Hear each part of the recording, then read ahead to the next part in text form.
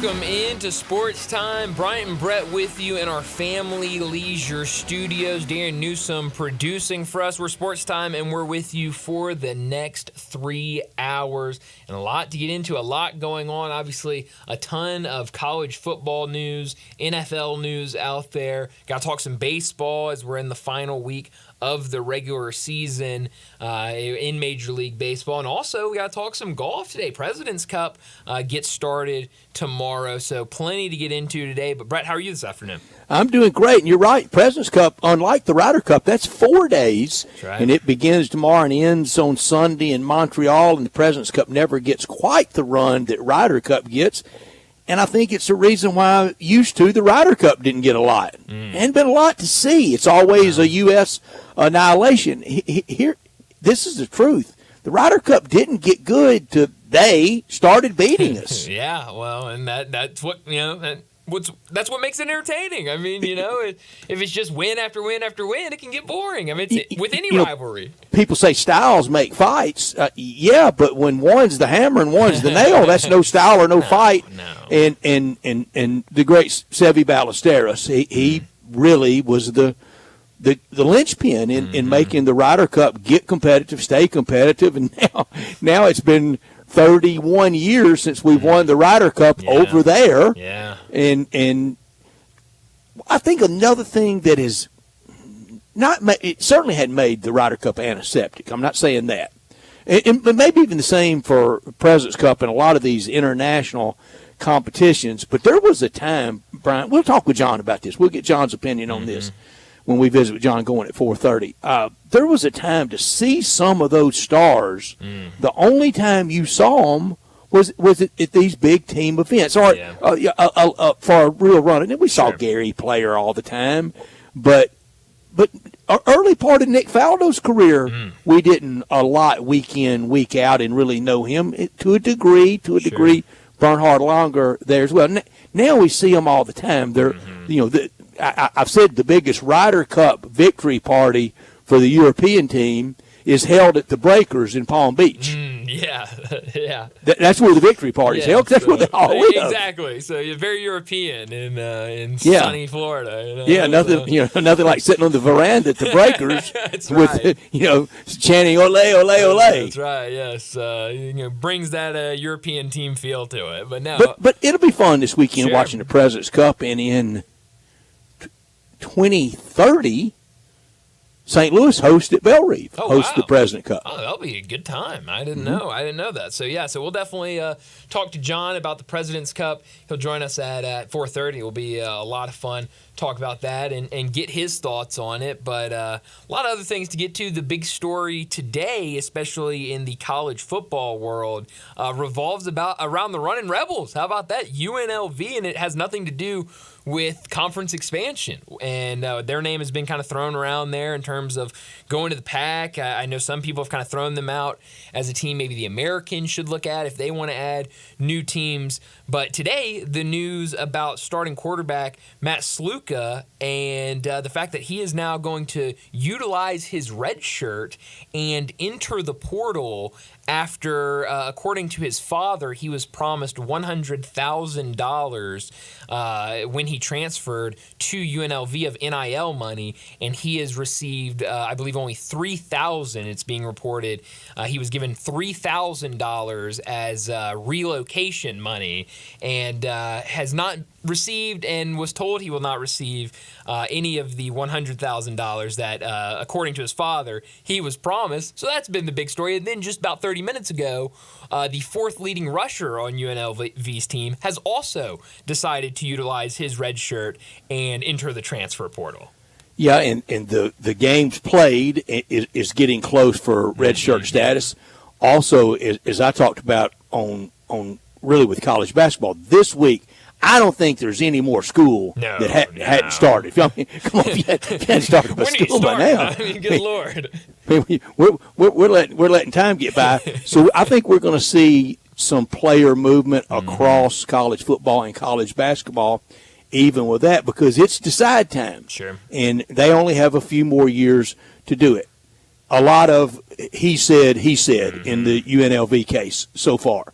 I'm going to let it play out a little bit before I really get too hard on anybody. But right now, I'm kind of tending to believe Matthew Sluka in his story. But I don't know the promises and I don't know the deals. Now, it does sound like very poor representation and agenting by the Sluka family that played last year, I think the last 4 years, at Holy Cross. So he may have not been the most sophisticated NIL portal guy out there, but buyer beware. That's right, and that's a good point because, this has been one of those stories where it feels like every hour today we're learning more and more information or getting, another piece to the puzzle from either side. And so this morning we learned about his decision to enter the transfer portal, the $100,000. And like you said, now we're kind of learning that his agent was not an agent that could do dealings in the state of Nevada. He did not have his Nevada license, which is something that not a lot on paper. Yeah, not a lot on paper. You know he's having a big laugh at this. John Harden will like this. I see him in the control room. You know who's having the biggest laugh about this with UNLV involved? Yeah.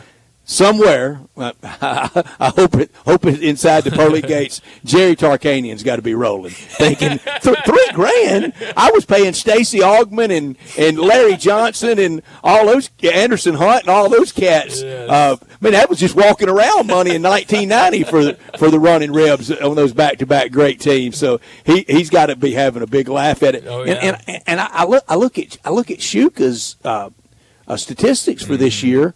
And his rushing numbers are good, but his passing numbers are very modest. And I don't know what he thinks he can get out there in the open market for next year somewhere. I don't think a single SEC Big Ten place is in front of the Mr. Shuka today with a new agent saying this is what we can guarantee you for 1 year of football next year. No, definitely not. And, I think that's kind of another piece of this that, and John, and I'm glad you brought that up because that was kind of the first thing John said earlier this morning when he started was, UNLV's getting in trouble for not paying players. They used to pay them everything back in the day. So, they chased Tark to the grave over stuff. Right. A lot more than this. Yes. But no, you talk about him. I mean, a guy that played his whole career at Holy Cross and entered the transfer portal, and in terms of FCS quarterbacks was kind of, one of the guys that you heard a lot about in the offseason as a guy that could, jump to the FBS ranks. And so, when you're a guy like that, so, as an FBS quarterback, probably under-recruited out of high school, and you go to an FCS school, you become a starter at a really good Holy Cross program on the FCS level.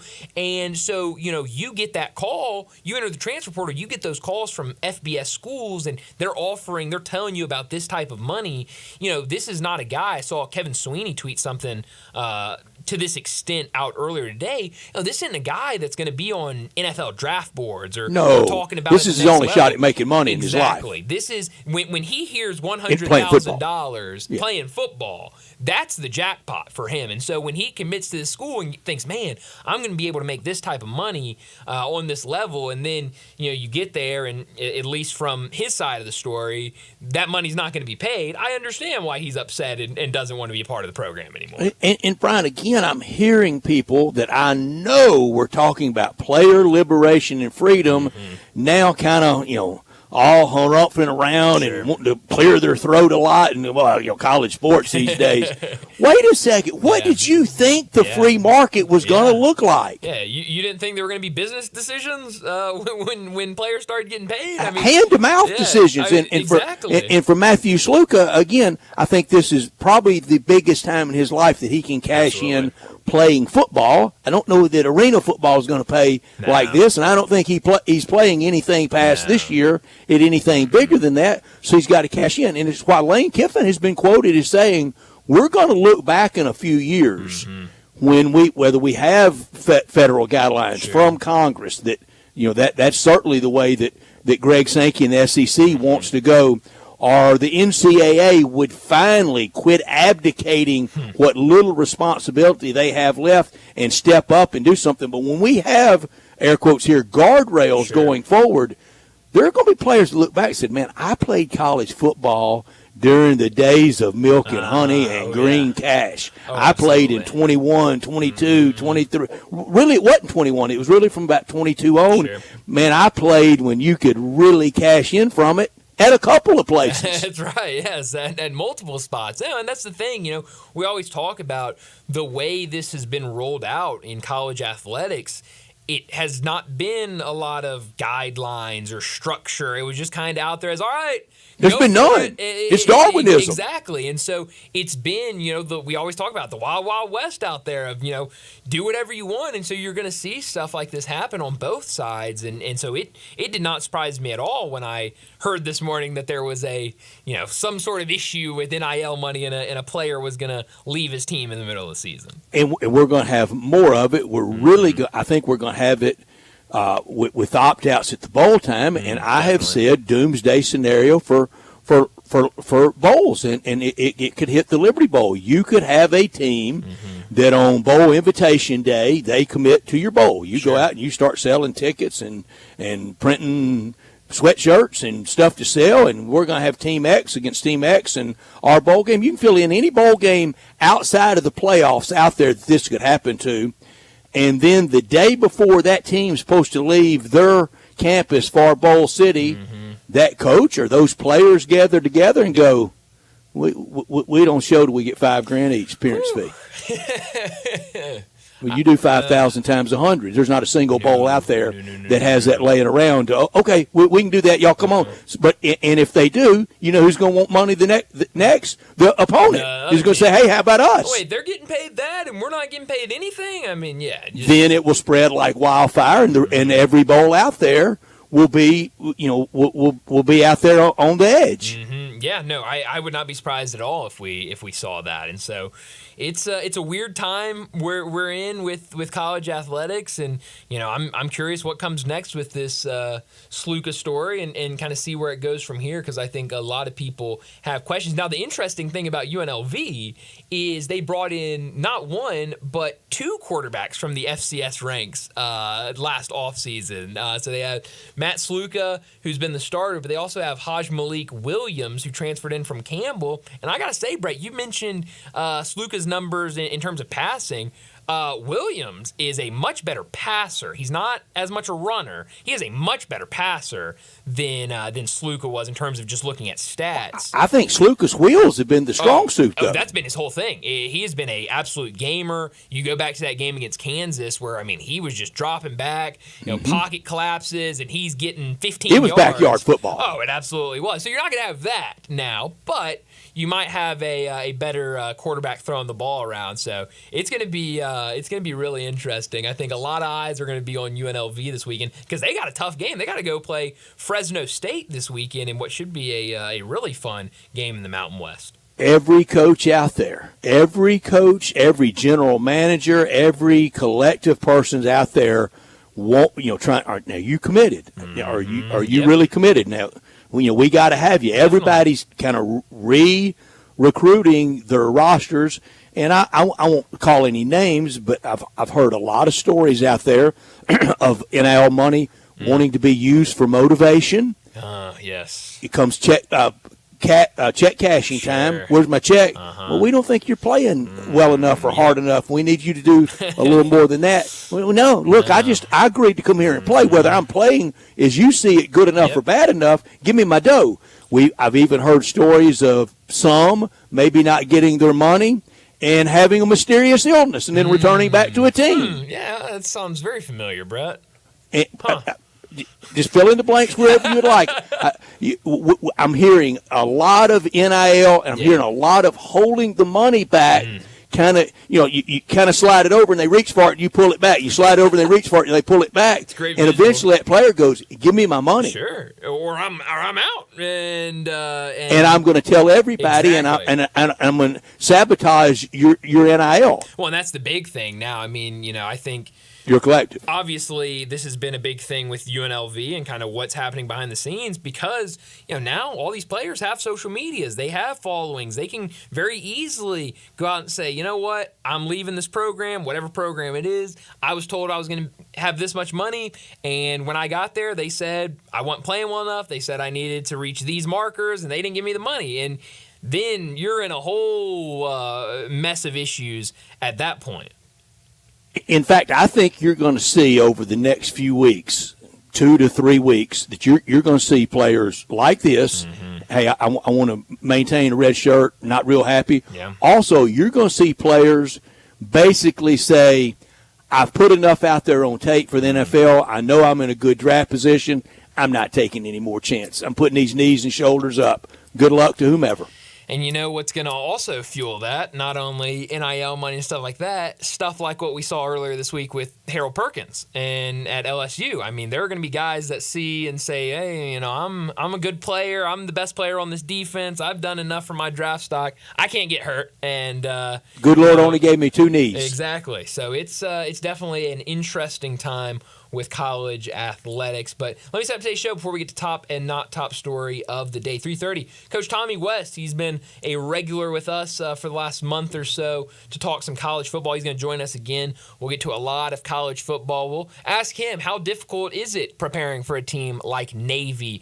We kind of got into that last week with him, but now with the Tigers dropping that game against Navy, we'll get his thoughts on facing a team like that and everything else going on in college football. 3:45, we'll talk some baseball. Mentioned only a couple of games left for all of these teams, as a lot of them trying to solidify spots in the wild card or solidify seeding. So a lot of important games. We'll get to that at 3:45. 4 o'clock, David Cohn from Crane and Company will join us to talk some college football. 4:30, John Gowen from Timber Trust Golf will join us to talk the President's Cup. And I think we need to get some other things and talk MVPs. out there. You know, I mean, just clear the air. Award season's over, Brian. It's come and gone. We've had the presentation. Brett, he had some beef, man. I wasn't there. It just feels like it was all done wrong. If I do say so myself. We'll talk President's Cup with John Gowen at 4:30. 4:45, we'll get to big number of the day, and I don't want to underdeliver and overpromise. But I really like my big number today. I think it's one of my better big numbers I've ever brought to the table, if I do say so myself. So I'm very excited about that. We'll do big number of the day at 4:45. 5 o'clock, Pat Smith from Jocks down in Birmingham.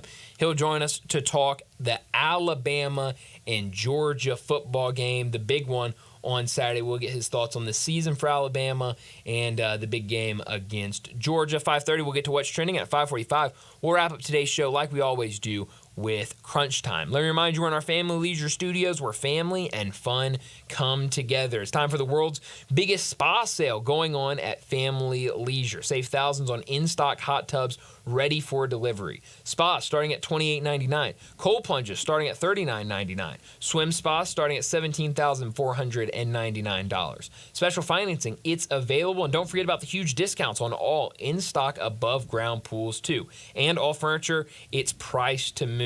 Family Leisure, 2120 Whitten Road, just north of I-40. Produced by Darian Newsom. We're Sports Time. He's Brian. I'm Brett. We're with you until 6 o'clock. We want you to be a big part of our show by texting or calling 901-360-8255. That's the Sissy's Log Cabin text and talk line. All our guests will appear on that same number, 901-360-8255 at the Sissy's Log Cabin guest line. We are in our Family Leisure Studios, and we're always in our Family Leisure Studios, and every day this first hour, always brought to you by the great people at Lexus of Memphis at 2600 Ridgeway and online at lexusofmemphis.com. Great offers on all 2024 and 2025 models and special leasing options always available for you. Drive in luxury and confidence knowing that every new Lexus comes with complimentary first and second maintenance services. Call them at 901-334-9673, but they want you to stop by the one and only Lexus dealership in town at 2600 Ridgeway and put yourself in the driver's seat of the all-new 2024 or 2025 flagship LS500, and you'll be looking and driving in style. When you purchase a Lexus, you get top-of-the-line engineering and design, and they make for the luxury driving experience. Online at lexusofmemphis.com. Experience amazing at Lexus of Memphis. Top story of the day. Well, my top story of the day has got to be what we've been talking about to start the show. Matthew Sluka, the starting quarterback for UNLV, announced earlier this morning that he is going to utilize his redshirt season and enter the transfer portal. Is the big news of the day earlier this morning, as everyone wondered, what is going on? This is a guy that is the starting quarterback, came up from the FCS ranks, has his team 3-0 on the season. A lot of people consider them the favorite right now in terms of just record and how the season's played out for that group of 5 spot. If they're not the favorite, they're certainly in the running. Why would the starting quarterback want to enter the transfer portal? And straight cash. In his statement, he alluded to NIL, and then Adam Rittenberg, the first I saw earlier this morning with this. Bob Sluka, father of UNLV quarterback Matthew Sluka, told ESPN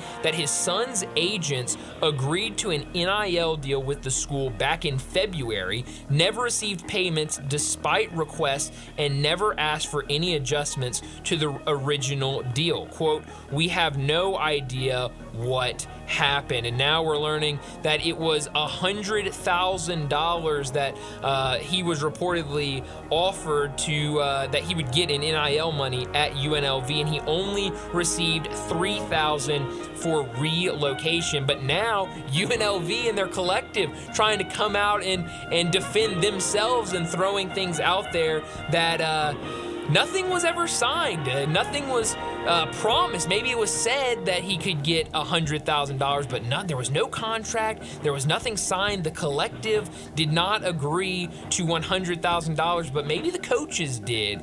And so now we're hearing the agent didn't have signed documents. He wasn't a registered agent in the state the client he represents plays in, which is a no-no. So it looks like this afternoon, both sides trying to throw things at the other to try to get that upper hand, but definitely a weird story. And I mentioned it, now one of their running backs, the 4th leading rusher on the team, he is elected to use his red shirt and enter the transfer portal. So a very weird story today for UNLV.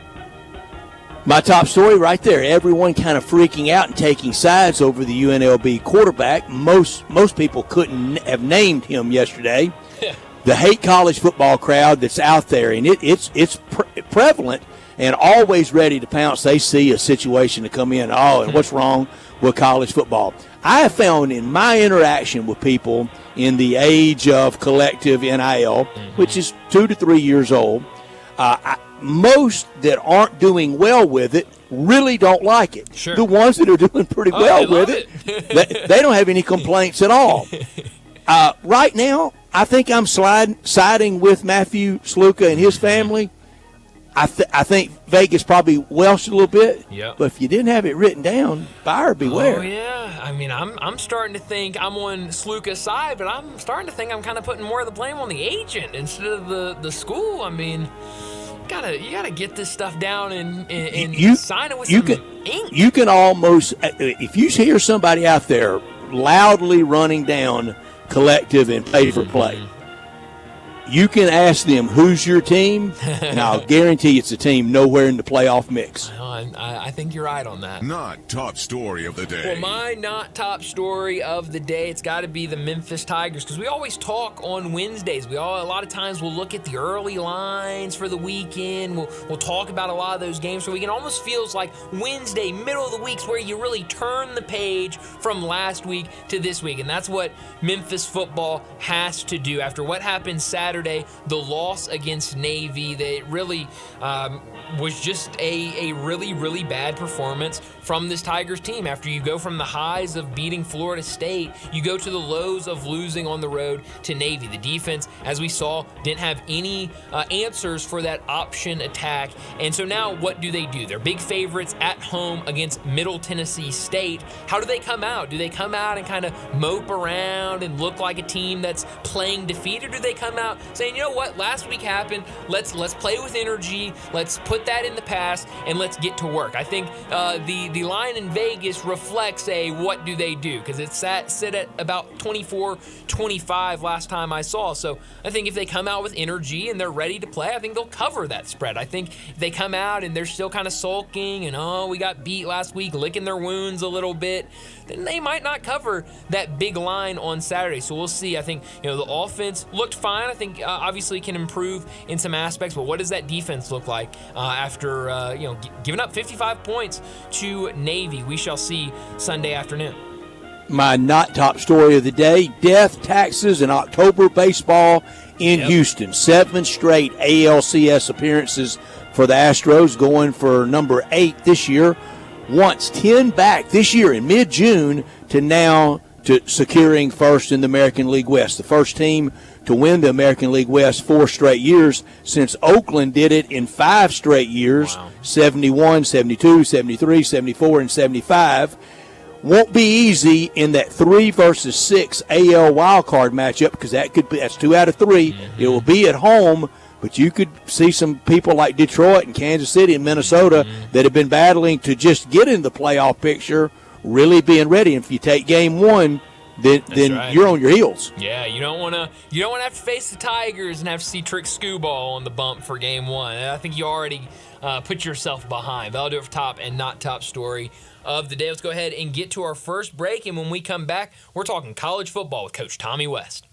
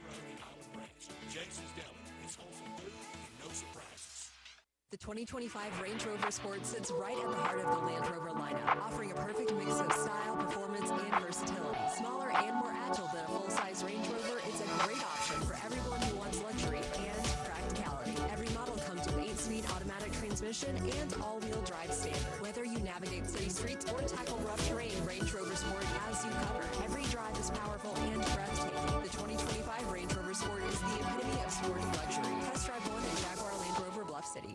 You or someone you know or care about has dealt with a difficult divorce. When facing divorce, you need the attorneys at Rice Law. Nick and Larry Rice lead the firm with 3 generations and 7 decades of experience. Located in Memphis, serving the entire state of Tennessee and North Mississippi. Rice Law is who you need to call. Simple or difficult divorce, they know how to handle it. Call Rice Law at 901-526-6701, or for more information, visit them at aboutdivorce.com. That's aboutdivorce.com. Simple, smooth, and every sip is easier to last. Tito's handmade vodka tastes just as good with tap water as it does your favorite mixers. Back in the day, Tito distilled, hand-bottled, taste-tested, sent out to a few friends, then taste-tested again to give you the finest juice around. No frills, no flavors, no fancy labels, just the good stuff, just Tito's. For recipes, videos, and more, visit Tito'sVodka.com. Distilled and bottled in Austin, Texas. 40% alcohol by volume, namely 80 proof, crafted to be savored responsibly. It's football season and nothing goes better with Game Time Eats than chicken wings. It's a tradition like no other, but not just any wings, it's the seasoning that makes the chicken wing. And nobody does it better than the Crazy Coop at 7199 Stage Road west of Abilene and soon coming to downtown Memphis. Over 32 mouth-watering secret sauces and counting, like the jalapeno cheddar and the barbecue bacon bourbon. And don't bother asking them for the secret recipes. No matter how large your tailgating is or the family at home, kick off your game day with Crazy Coop party packs plus special bulk prices. Visit crazycoopstage.com to customize your wings and sauces. Whole wings, boneless wings. Try the Crazy Hot Suicide if you dare. Add Parmesan fries and fried dill pickles. And don't forget the carrots and celery sticks. For the full menu, which includes juicy burgers, catfish fillets, chicken nuggies, and crazy kid meals, go to crazycoopstage.com. That's crazycoopstage.com. You'd be crazy not to visit the Coop. The best I do's start with Sissy's Blue. Discover bridal jewelry worthy of your big day at Sissy's Log Cabin, along with our spectacular experience that comes with our promise of exceptional quality, service, and brilliant natural diamonds. Experience our expansive selection when you stop by any of our 6 locations or shop online at sissyslogcabin.com. Find your perfect engagement ring only at Sissy's Log Cabin, because life's too short for ordinary jewelry. Ole Miss Rebel Yell is back. The Rebel Yell Hotline Radio Show is back on WHBQ Sports 56 and 98.5 FM. Every Monday night at 6, hear the latest news on your Ole Miss Rebels with Yancey Porter with 24/7 Sports, former Ole Miss defensive tackle Mike Fitzsimmons, Gordon Ford covering SEC Sports Call, and former Ole Miss baseball announcer Gary Darby. From kickoff to free throw to extra innings, your Ole Miss Sports on the Rebel Yell Hotline Show right here Monday night at 6 on Sports 56, 560 AM and 98.5 FM. Your Mid-South Sports Station. This Sports 56 traffic report is brought to you by Luttrell Belting. They keep you moving. Sports 56 traffic. Good afternoon. It was a little bit heavy a few minutes ago on 40 East out around Chambers Chapel, Canada Road as you work your way out towards Fayette County. Just give yourself a little bit of extra time out through there. Not sure what slowed it down, but there's plenty of radar out through there, that's for sure. Traffic's on the increase even more the last few minutes out here south of Memphis as you head down 55 through South Haven all the way down through DeSoto County. Weimer's Jewelry serving the Memphis area now for over 40 years, no matter what the occasion is that's coming up. Check with Weimer's Jewelry first at 7525 Highway 64. I'm Commander Chuck with your on-time traffic.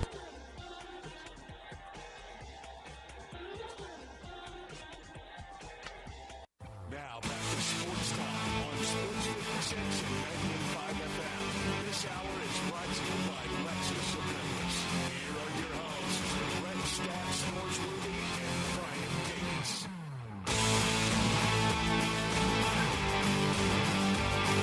Welcome back into Sports Time. Brian and Brett with you in our Family Leisure Studios. And joining us now on the Sissy's Log Cabin guest line, Coach Tommy West joins us to talk some college football. Coach, thanks so much again for joining us. Last week when we talked to you, we were all excited, we were all happy after the Tigers win over Florida State. Now the opposite, they drop one on the road to Navy. And we talked last week with you about kind of that preparation for any of these Army, Navy that kind of run this different triple option style offense and how you prepare for that.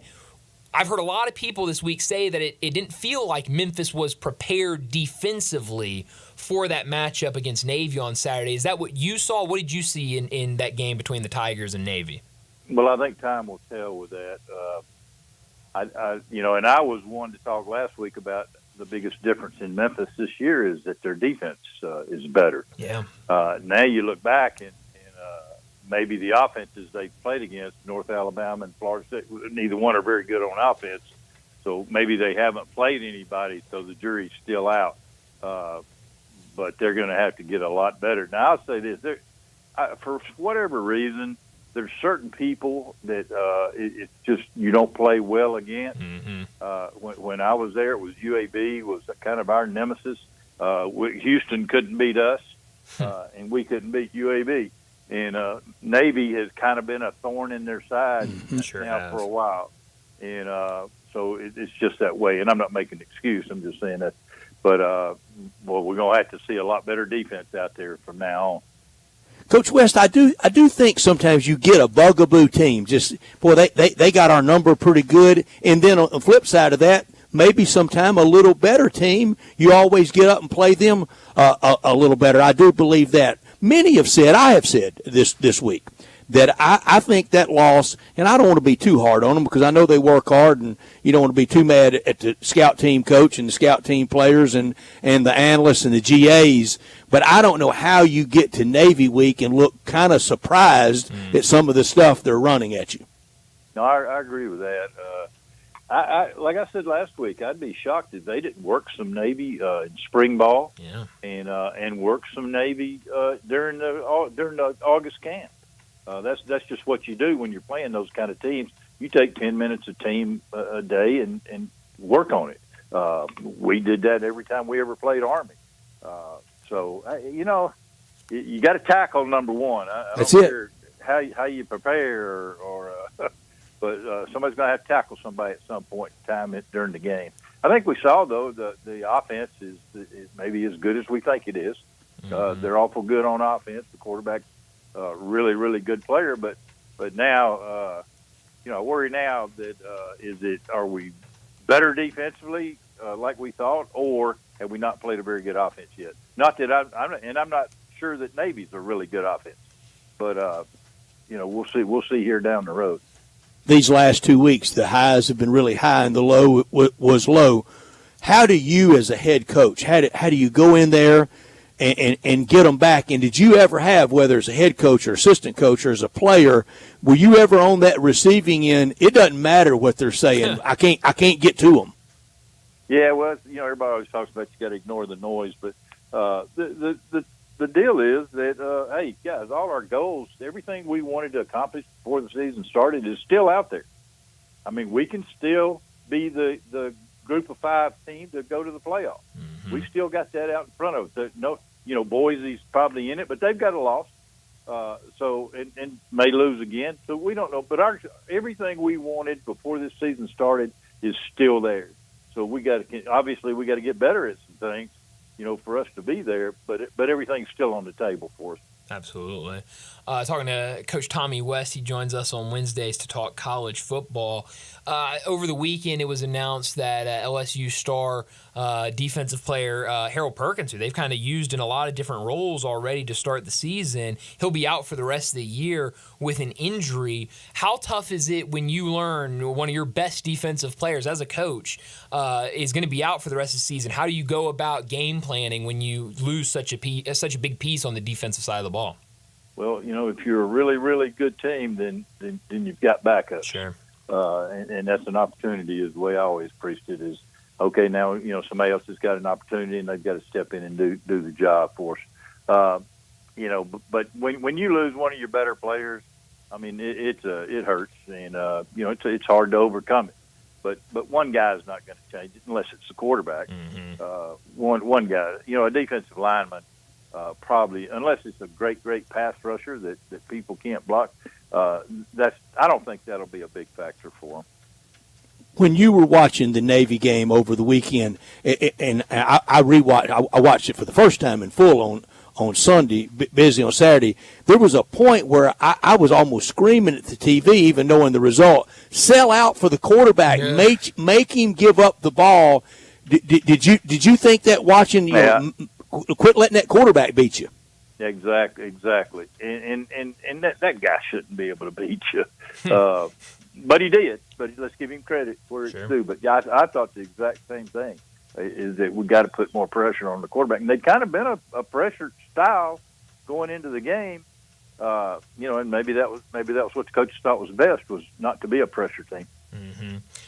Tennessee, another big win for them. I know we've talked with you about the Volunteers past couple of weeks. They get another big win on the road in Norman, Oklahoma's first game in the SEC. We've talked a lot about Tennessee, but on the other side, Oklahoma, they had no answers. I was telling Brett the other day, I thought that final score was a lot closer than the game was. They had to take out their starting quarterback, put in a freshman backup to finish the game. How tough do you think year one in the SEC will be for Oklahoma? I think it's going to be real tough. I said it last week that I don't think that Oklahoma is a real physical style of team right now. I said that last week, and I think they're going to struggle in the league. I tell you what I took from that game, though. Man, I'm a Josh Heupel fan, and I thought in that game he showed unbelievable maturity as a head coach in that. I thought they became very non-aggressive offensively in the second half. If you go back and you watch it, they didn't take many chances in the second half. They did, and he knew that his defense was stomping them, and that Oklahoma could not do anything with his defense.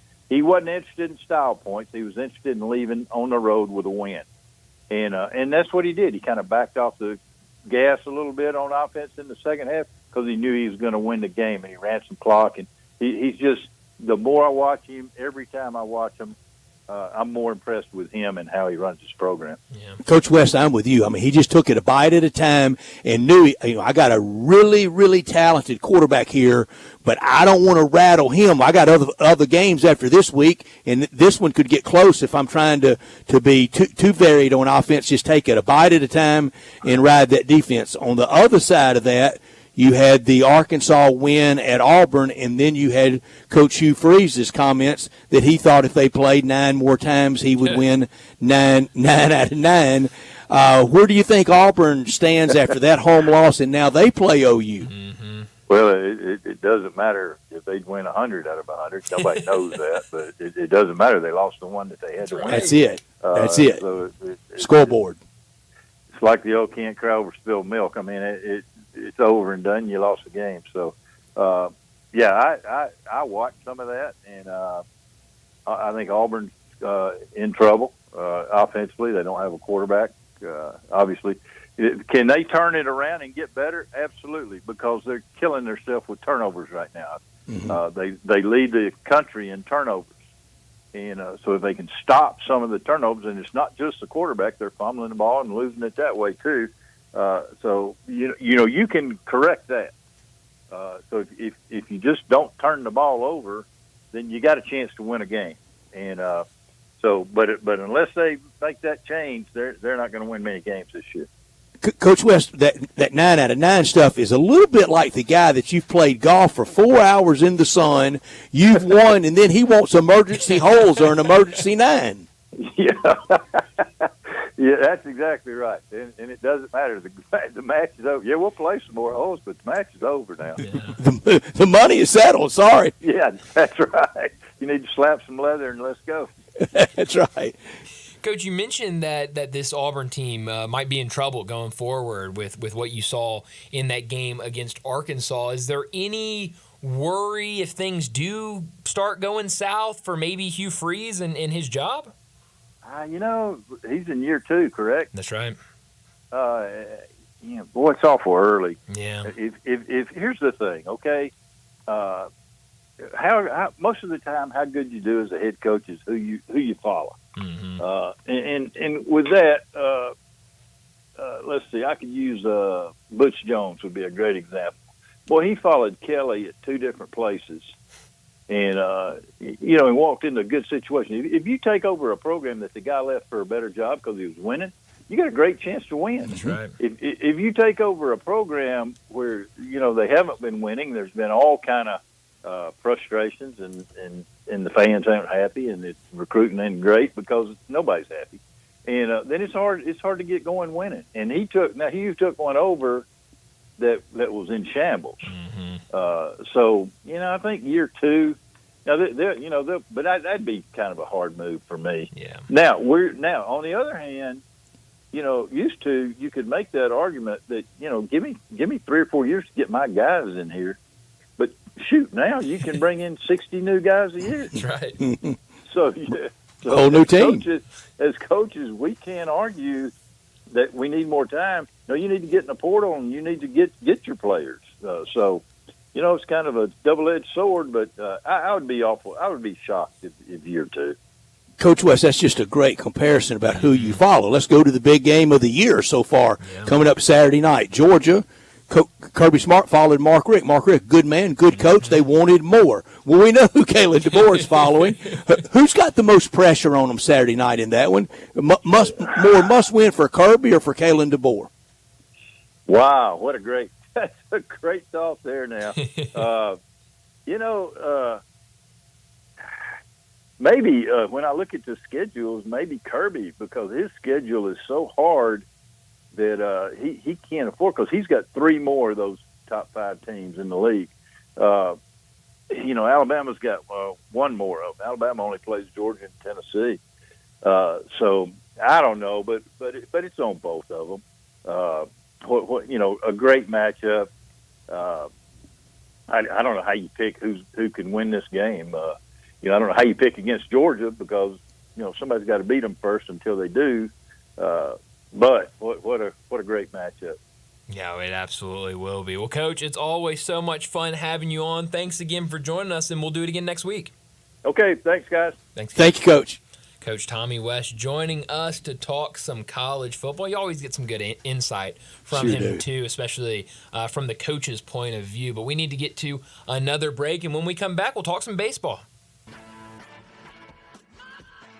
Start your day with Sports 56 Mornings with Greg Gaston and Eli Savoy. Weekday mornings from 7 to 10, right here on Sports 56 and 98.5 FM.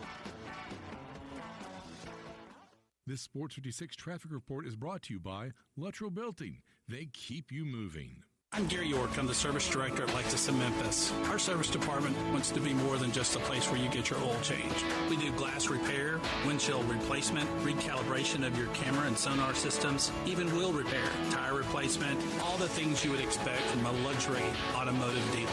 Please check out our website. You can schedule your appointment, check out our specials, hours of operation, or if you'd like to do it in person, please reach out to one of our associates at 901-271-5199. Located corner of Park and Cherry is a beautiful residential neighborhood. I'm here at Town Village Audubon Park interviewing a new resident, Carolyn. Share with us why you chose Town Village. Well, if your parents or special friends need to make that big move, let me share with you my experience. It was tough for me to leave home, but then I discovered Town Village. I would like to highly recommend Town Village to you and your loved ones. After looking at all the amenities and meeting all the people and staff, I was hooked. From restaurant, bistro, 3 meals per day, housekeeping, transportation, security, health care, physical therapy, exercise room, and even a heated pool and spa. Come see us and make your new home at Town Village. Visit us and call Daniel at Town Village Audubon Park at 901-374-7342. There's no place like home, Town Village. Hi, it's the Herd. For over 130 years, Stifel's been investing in the success of their clients. That means more than just building portfolios. It means Stifel's invested in you and your future financial success, and it means taking a personalized approach to managing your hard-earned wealth. While success might look different to everybody, it always takes the same spirit, and it's that spirit that drives Stifel. Founded in 1890, Stifel's a global wealth management firm and investment bank. It's what makes Stifel the #1 wealth management firm for employee advisor satisfaction, one of the fastest growing firms in America. Stifel, where success meets success. STIFEL.com. Visit it today. Stifel Nicholas and Company Incorporated, member SIPC, and the New York Stock Exchange. For J.D. Power 2024 award information, visit jdpower.com/awards.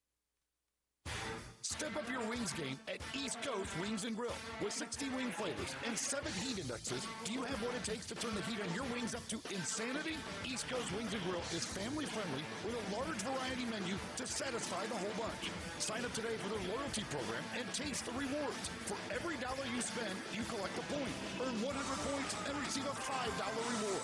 Next to Lowe's off Highway 64 in Bartlett, come try America's best wings at East Coast Wings and Grill. Now back to Sports Time on Sports 56 and 98.5 FM. This hour is brought to you by Lexus of Memphis.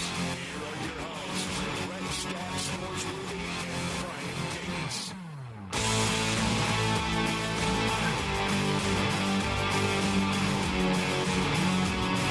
Welcome back into Sports Time. Brian and Brett with you in our Family Leisure Studios. We got a couple minutes left in this first hour. We got to talk some Major League Baseball. A lot of important games being played. This is the final week of the regular season. Only one day game today. It's going on right now, top of the 9th, and the Mariners up 8-1 over the Astros. Julio Rodriguez just hit a home run to give them 8 runs. So it looks like, I'm not even going to say that, right now, Mariners are in good shape today for a probably win caught the over Astros on a day where Certainly. they had a lot of sore heads. Oh yes, absolutely. After clinching the division last night, I'm sure it was a wild one. But that's the only day game today. We've got a lot of games later tonight. Some really meaningful baseball tonight, and what could set up for a really fun weekend. The Astros, they've secured the 3. Am I correct in this, Bryant, that that's the only spot that is locked up? I believe that is correct. Let me double check. So the rest of the bracket still a work in progress and clock ticking on the season coming down to Sunday. Now, Sunday, Major League Baseball, and they've done it for a while now, everybody mostly goes off at the same time Sunday afternoon to try to have a little intrigue. And I don't think it was on a Sunday in 2011. I want to say the last day of the year might have been a Wednesday. And there were a lot of things going on that day. It was a weird – I don't think it was Sunday. It may have been. Anyway, it was a lot of things going on that day. And all day, every game, it was just popping around baseball. The Tampa Bay Rays won with a left-handed batter hitting a home run down the left field line in the most narrow spot by the fair pole. The Cardinals won that day to secure and get in, went on and won the World Series. That whole day had so much intrigue. I don't know that Sunday can do that, but it may with only one spot locked up.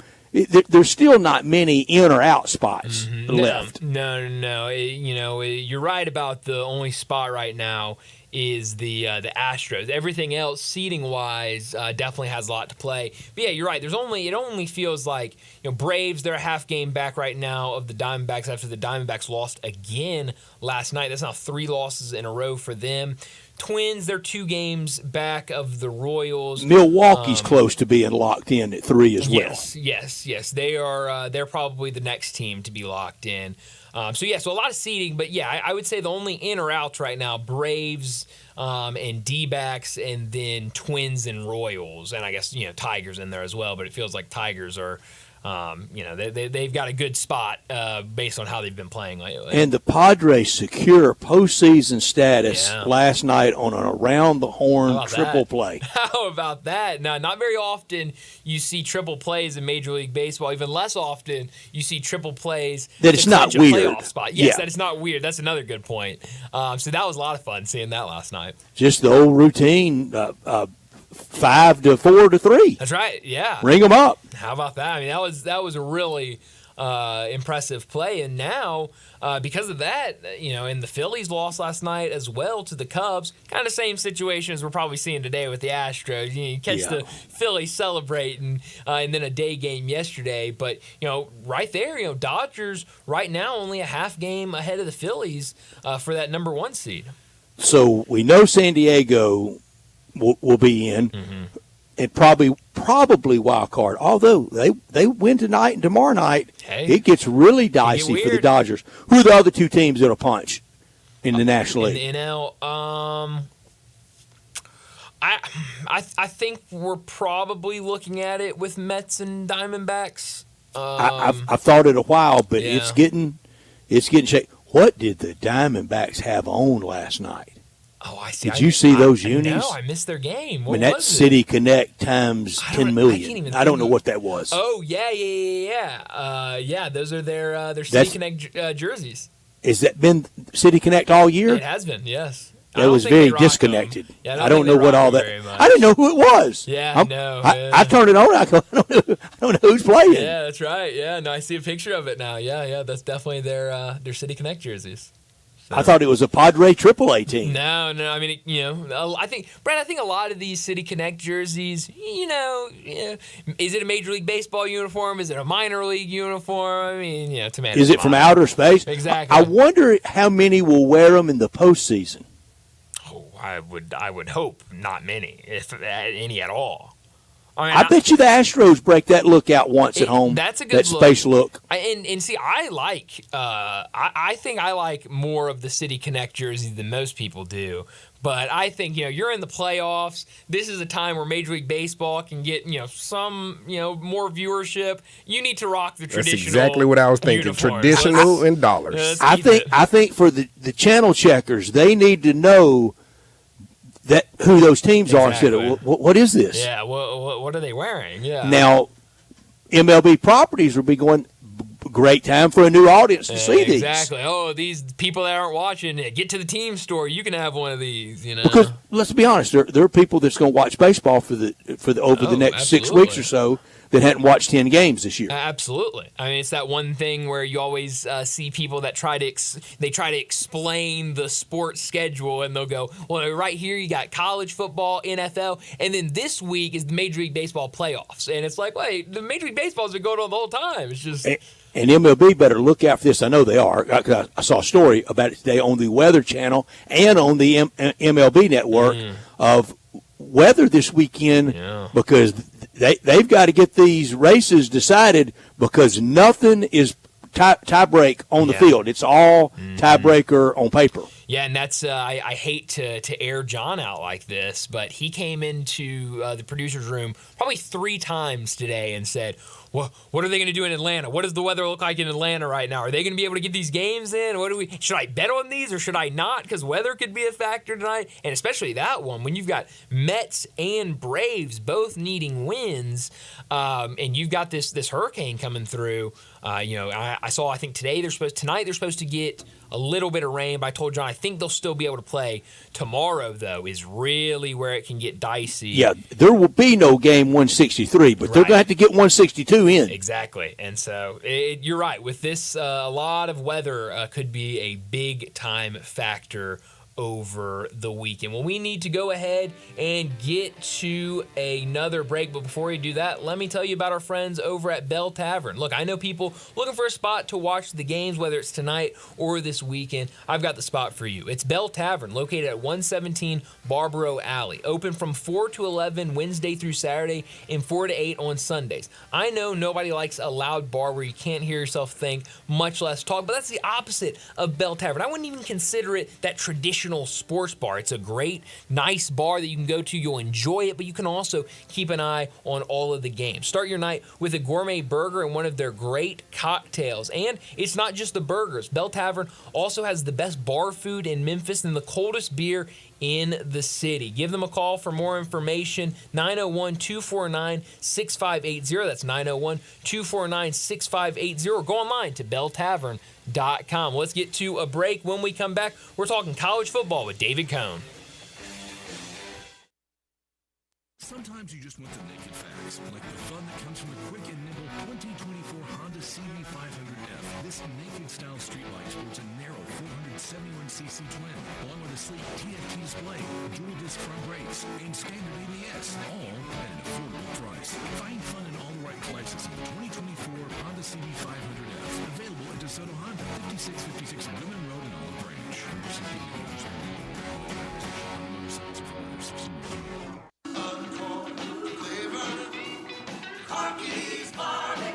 Hi, Jimmy Stovall here with Corky's Barbecue. A great way to beat the heat this summer is to stop in with Corky's for happy hour and let us pour you an ice-cold draft beer. Corky's has the best happy hour deals around with our selection of local craft beers on draft for only $2. And check out our appetizer specials, including dollar wings and half order of barbecue nachos. Stop in at any Memphis area location Monday through Friday from 10 p.m. to 6 p.m. And if you're in East Memphis, check out our newly renovated location and enjoy our new patio.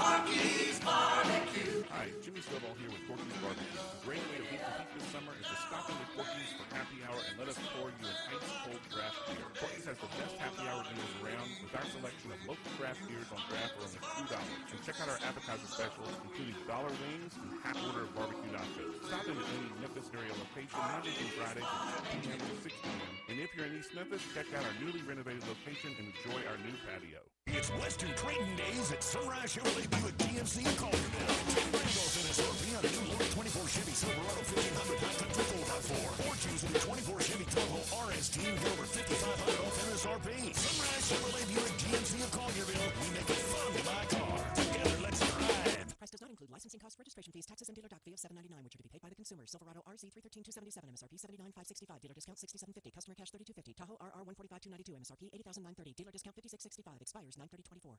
There are jewelry stores, and then there's Genesis Diamonds, the cutting-edge industry leader, the pioneer. Hey, it's Eric Hasseltine, and it's no secret that jewelry stores across America watch what Genesis is doing. Genesis was the first to offer a free lifetime warranty, the first to offer a 120% diamond upgrade guarantee, the first to offer aggressive long-term, zero-interest financing. And Genesis is always on the cutting edge of design and fashion, the styles other jewelers say are new and exciting. New and exciting for Genesis 3 or 4 years ago. Genesis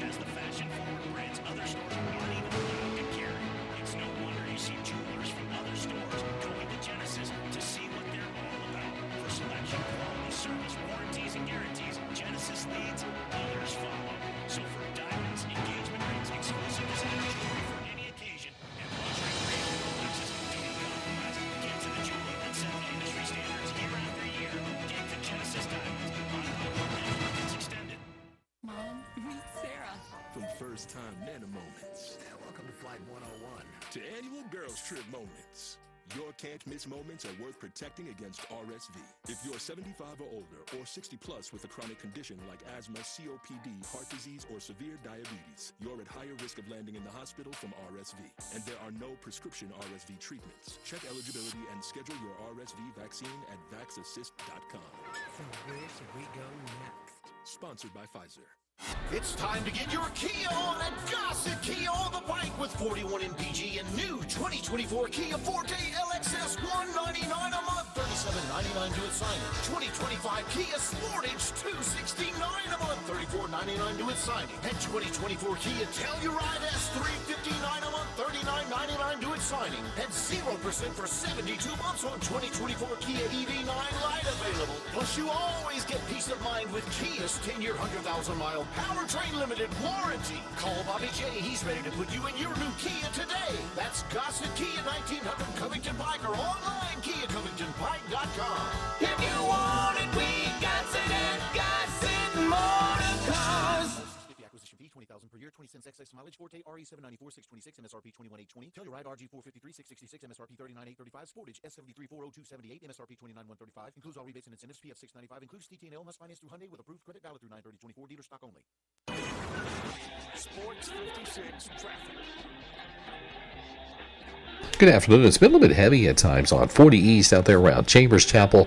This has been going on now, on and off for the last 30, 45 minutes out in that area as you head out towards Fayette County. Still not bad right now on 240 East from Mill Branch out to 385 Billmores Parkway. Hey, don't miss the Paul Prince Party coming up this Saturday at the Humane Society of Memphis, Shelby County. Take a tour, meet some of the animals. For more information on this event, log on to memphisHumane.org. I'm Commander Chuck with your on-time traffic.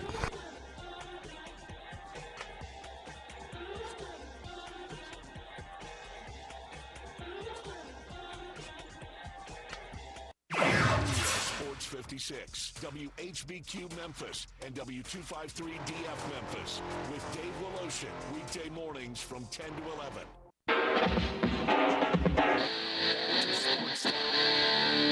Sports 56, this hour is brought to you by Wilson's Auto Wash, residential pressure washing service you can trust. Here once again are Brett Norsworthy and Bryant Dakin.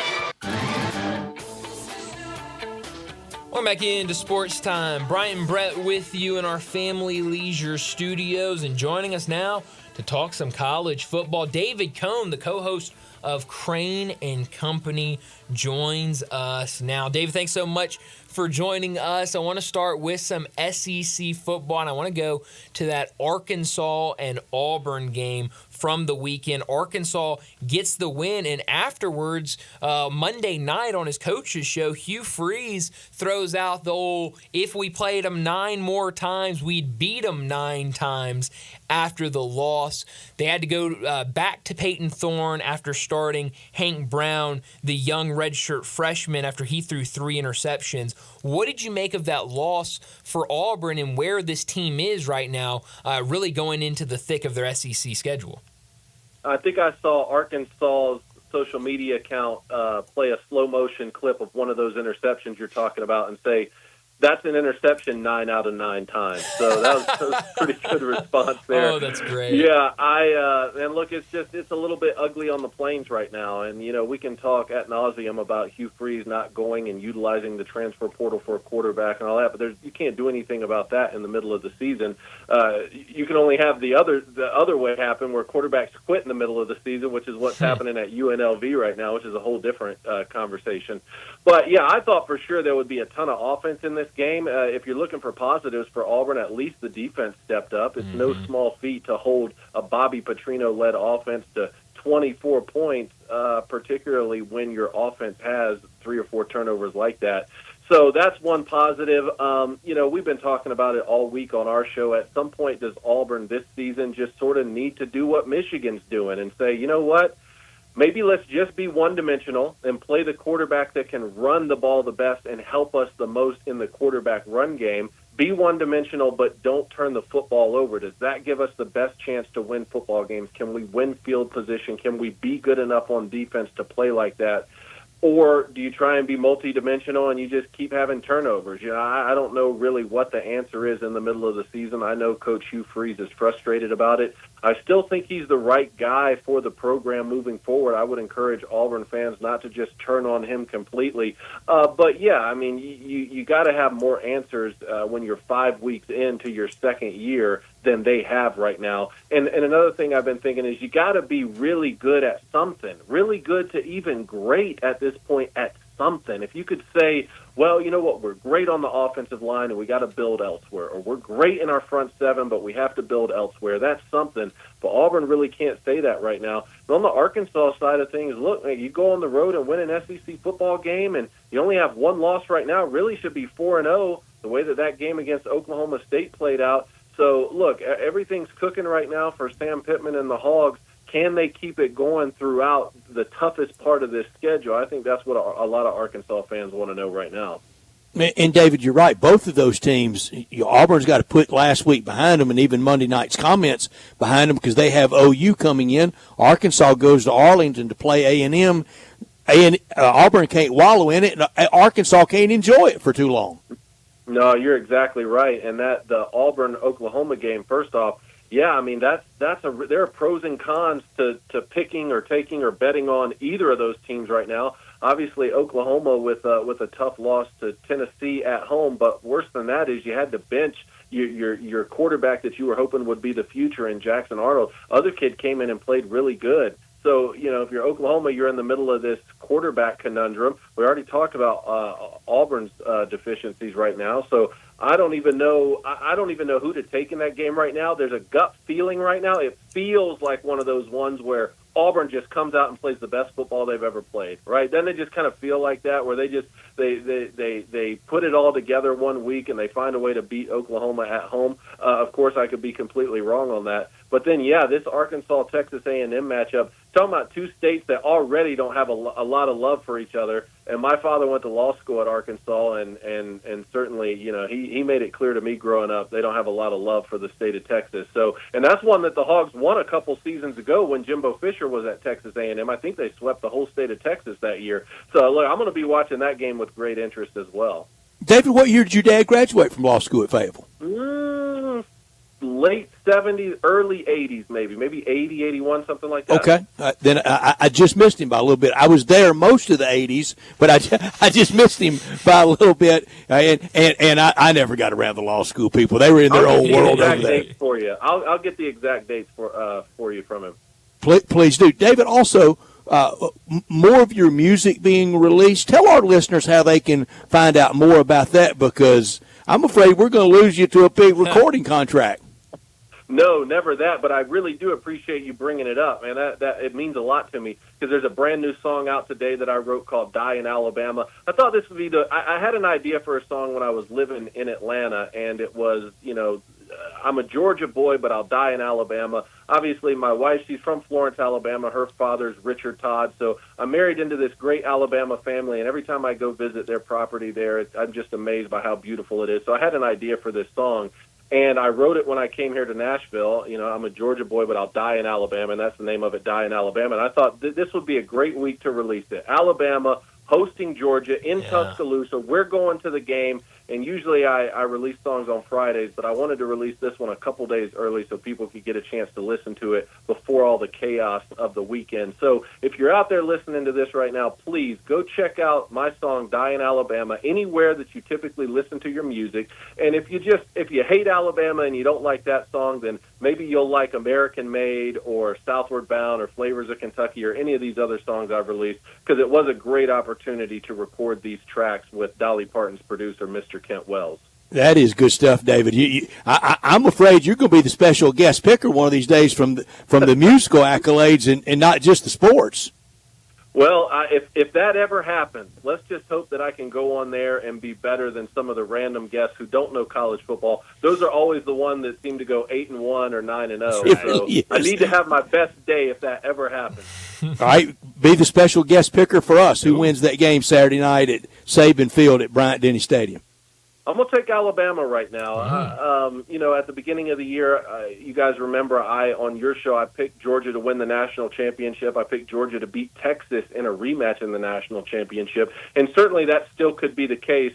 I think everyone around college football is looking at Georgia right now, especially on the offensive side, and saying, man, where are the skill position guys that we're used to seeing? And even when they haven't had the top-name skill guys at Georgia, they've still been able to run the football well. Now, I think, you can chalk up the close game to Kentucky to, Georgia does this every year somewhere on the road, usually in Kentucky. One year it was against Missouri. They may still move forward and beat everybody by 30 points. That could be the case. I had Carson Beck as my Heisman winner preseason. I still think Georgia is going to be really, really good. I'm just a little bit concerned that if they're not going to be able to run the ball as effectively as I've seen them do, and they can't create big plays in the pass game right now, then you're still playing one of the most dynamic football players in the country in Jalen Milroe, and you're playing them at their place, and you're still playing them with a lot of really good players. Yes, Nick Saban retired, but that's still a really good football team over there. So right now, I'm going to take Alabama, especially if you're able to get them with some points, which Georgia's still favored. I just hope that we're in for a heck of a football game. I'm really interested to see what Georgia's plan is on defense. I went back and watched the SEC championship game from a year ago. They were particularly effective with some of this rush 3, spy 2 look against Jalen Milroe. Sometimes it was bring 4 guys and spy 1. Sometimes it was bring all 5 guys and stunt the front. But sometimes it was that, they're bringing 3 in a 4-down set and they're spying 2 of those guys. The question then is, and that led to 4 sacks. They had 4 sacks on Jalen Milroe in that SEC championship game. The question then to me is, what coverage is Georgia playing behind that? I think Jalen Milroe is really good against man coverage. I think he throws a great deep ball. Man coverage is easier just to pick a guy and say, I'm going to throw it to him. A lot of times it's vertical, so he gets a chance to throw the ball that he's best at throwing, which is the deep ball. Or if everyone's covered, a lot of times the defenses, their backs are turned, and so Jalen Milroe can take off and really use his main asset, which is his legs, and he can be 15 or 20 yards downfield before you even know he's escaped the pocket. That's why I think, I would play a little more zone coverage against Jalen Milroe, and if you can do that while still spying, while still getting pressure, that's really what's going to be the challenge. And then, on Georgia on offense, to me, the explosive plays at some point need to come in the run game. Every big Georgia victory I can remember in my lifetime, they've created explosive plays in the run game. You got to be able to do that. That's going to help you open up the pass. And if there's one area where, Alabama is susceptible to big plays on defense, it's been with the run. They gave up 200 yards of rushing to South Florida, 150 to Wisconsin. If you're Georgia, I think you need to stay committed to the run game, and that can only happen if you find yourself not down 2 touchdowns, or you don't find yourself down 17, because it's tougher to come back when you play that style of football. David, I'm with you. I would throw a lot of zone at him. If they're in man, if I'm Alabama, the offensive staff for Alabama, all I would run if they're in man is now, slants, and goes. But in the zone, if Georgia's in the zone and a bunch of Alabama receivers ran those deep routes, when he breaks through the linebackers, it's going to be like he's running back punts. Yeah, no doubt. And then off of that, obviously they're going to have some quarterback run game design, but then off of that too is the screen game. And this is it's one of the things that makes Alabama tough, because if you're going to play man behind it, and you have a plan to spy to keep Jalen Milroe in the pocket, well, then now what stops the screen game? And it doesn't even need to be now screens. It can be running back middle screens. It can be tight end delay screens. So, obviously the offensive coordinator at Alabama is my old roommate at Michigan, Nick Sheridan. He's going to have everything ready to dial up. If Georgia gives those particular looks that we're talking about, I wouldn't be surprised to see him widen the wide receiver splits a little bit, especially on 3rd down, kind of a little bit more of a Josh Heupel approach with Tennessee, just because if your defensive line and the front seven's already stressed with having to contain Jalen Milroe, you stress them even more by having those wider splits. And I also think you'll see a lot of speed sweep looks, either with the slot guys or the running backs. And even if you don't hand the speed sweep, if you're just giving that look so that you can run the quarterback downhill, because you're not going to run a lot of horizontal against Georgia's defense. They're still really, really good. But if you continue to give that look over and over again, even if you're using it to run quarterback power or quarterback counter, you're forcing Georgia to honor it every time. And the first time they don't, if it's 3rd and goal from the 4 and you give the speed sweep, that could be the game-changing play. Yeah, absolutely. We're talking to David Cohn, the co-host of Crane and Company, and you mentioned it earlier when we started the show, this story that has been all over the place today with UNLV and their starting quarterback Matthew Sluka off to a 3-0 start. He has played a big role in that as kind of this dual threat quarterback. The passing numbers aren't great, but he's been able to use his legs and cause chaos. But now he's decided to use his red shirt and enter the transfer portal after him and his father say that he was promised $100,000 and only received $3,000 for relocation. What have you made of this story? A story that we kind of got the initial reporting earlier this morning, but it feels like every hour or so we're getting a new update about what actually happened. Yeah, well, the first thing I want to say is that I'm angry. I'm angry at this story. I've been angry all day today. We don't know all the details. Right now it's kind of a he said, she said situation. Mm-hmm. Yes, his camp is saying we were promised and commitments were made by the program that weren't honored. And now I've seen in the last couple hours the running back is leaving the school as well, whereas the school and the athletic department and the CEO of the company that runs the collective is saying, no, we honored all of our payments. We're basically getting leveraged here, which that would be the worst possible case. But I don't care what the details are right now. I'm so angry. I'm angry at the lack of leadership in college football for allowing us to even get to this point. And yes, you can have a signed, sealed contract that is as solid as it gets, and you still have NFL guys who sign a 5-year deal and they hold out after 4 years. You're always going to have this sort of thing here. I get that. I'm so upset with the direction that college football is headed. And since we don't know all the details on this particular situation, I want to try and keep my thoughts as broad as possible because a group of 5 quarterback at UNLV who's not going to play the rest of the season, in the grand scheme of life, that's not that big of a deal.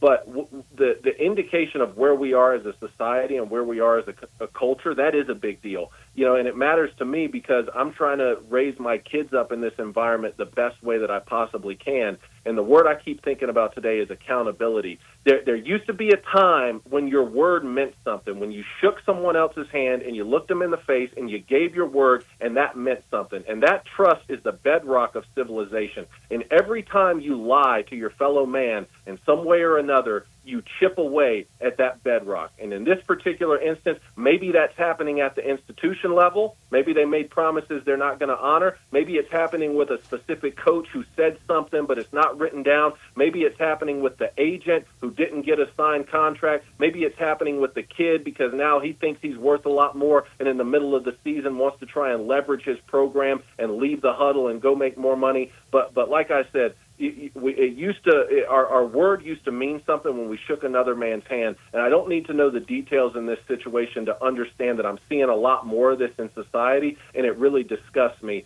And no one wants to be exploited.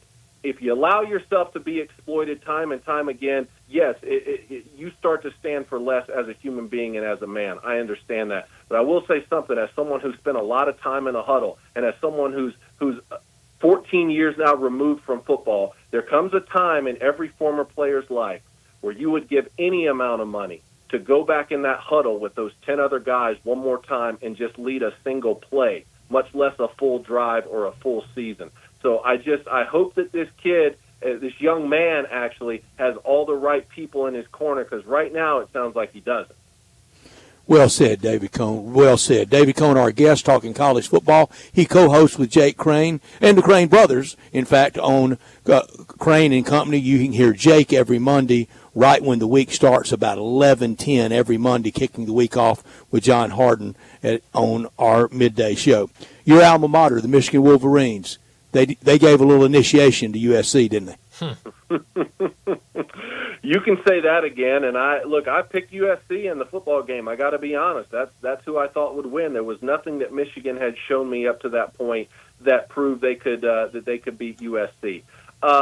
I have to give a kudos to the entire coaching staff and all of the players, and Alex Orji stepping in as the starting quarterback and the performance that he did. And I've been telling you guys, Kalel Mullings, that's your running back. If you want to start Donovan Edwards out of respect for him and everything he's done with the program, and he gets the first snap of the game, that's fine. But when you need it most, this kid Kalel Mullings needs to get the football. And what happened on Saturday? That's exactly what happened. They fed him the football, and without him, we don't win the game. And without Will Johnson jumping that pick six there on that vertical, which you can check out my Huddle Up segment this week on social media or on Crane and Company, without him jumping that pick six, Michigan doesn't win the football game. So kudos to them. It was a tale of two halves. That first half was the type of football I thought we could possibly get this season. Hey, Michigan may not throw it well, but can the offensive line be good enough, and can that defense be good enough for them to win the 10 games they'll need to be in the playoff college football playoff picture? And that's what they looked like in the first half. They were controlling the line of scrimmage. They were controlling field position. They were suffocating on defense. They weren't committing a lot of penalties until the offsides there at the very end of the half. And then they come out in the second half, and you go 3 and out, 3 and out, 3 and out, one play fumble. You give up touchdowns on 3rd and 5, 3rd and 16. It looked as ugly as it possibly could look, and then you lead a 90-yard drive when you needed it most to win the football game. One thing moving forward, just to wrap up this game, is I'm used to the last 3 seasons when Michigan was really, really good. I'm used to watching them be their best in the third quarter and the fourth quarter when those coaches come out and make halftime adjustments. Now that Jim Harbaugh's not there anymore, now that Jesse Minter's not there anymore, it's a little alarming to see Michigan put together their best half of football in the first half, but not be so great in the second half because USC went in and made their halftime adjustments. With that being said, I'm just happy to see them play solid football and complementary football in any capacity. There's still things to fix, and if you're going to be the type of team that is only going to throw it 12 times for 40 yards, you can still win a lot of games. You can win a lot of games in the Big Ten, but just keep in mind, every one of them is going to be like that. Every one of them is going to be close. Every one of them is going to be a 3-point game. You may need a 4th down conversion for a touchdown in every ball game if this is the style Michigan's going to play. And you know what? I love college football, so I'm here for that. No, absolutely, and that was maybe what USC needed to see in their first Big Ten game because they're going to face a lot of tough defenses in the Big Ten. Oh, for sure. USC is still really good. I don't think they're soft on defense. I think, like I said, they came out and they made a lot of adjustments in the second half. You forced a team that had rushed for what was it, over 150 yards in the first half. You forced them 3 and out 3 times, and you forced a fumble.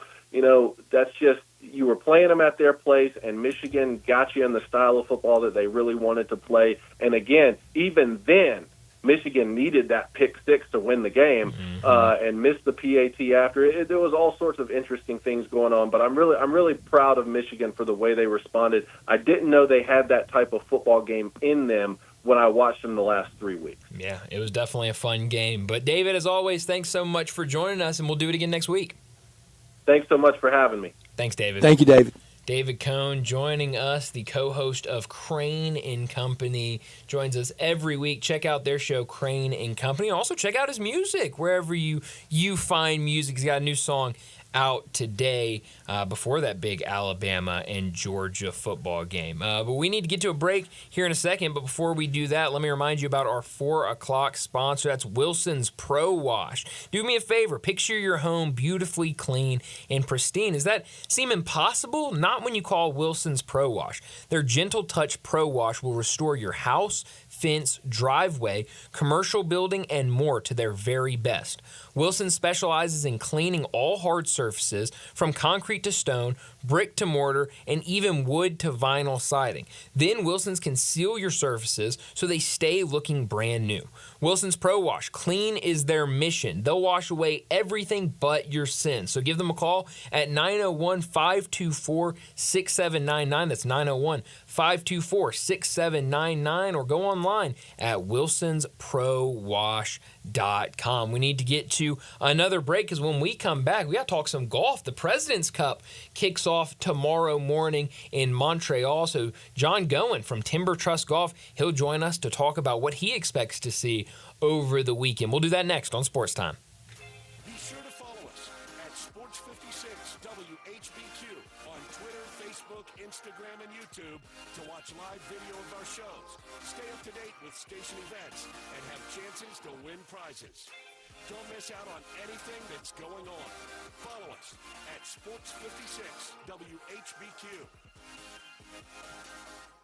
It's football season and nothing goes better with Game Time Eats than chicken wings. It's a tradition like no other, but not just any wings. It's the seasoning that makes the chicken wing.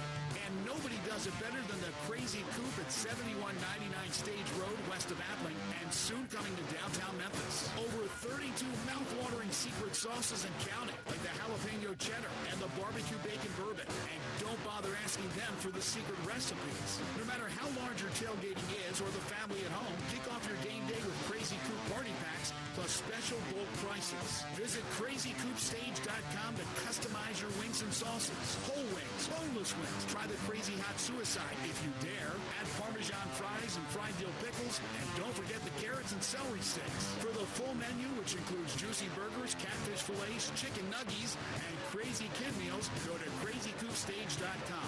That's crazycoopstage.com. You'd be crazy not to visit the Coop.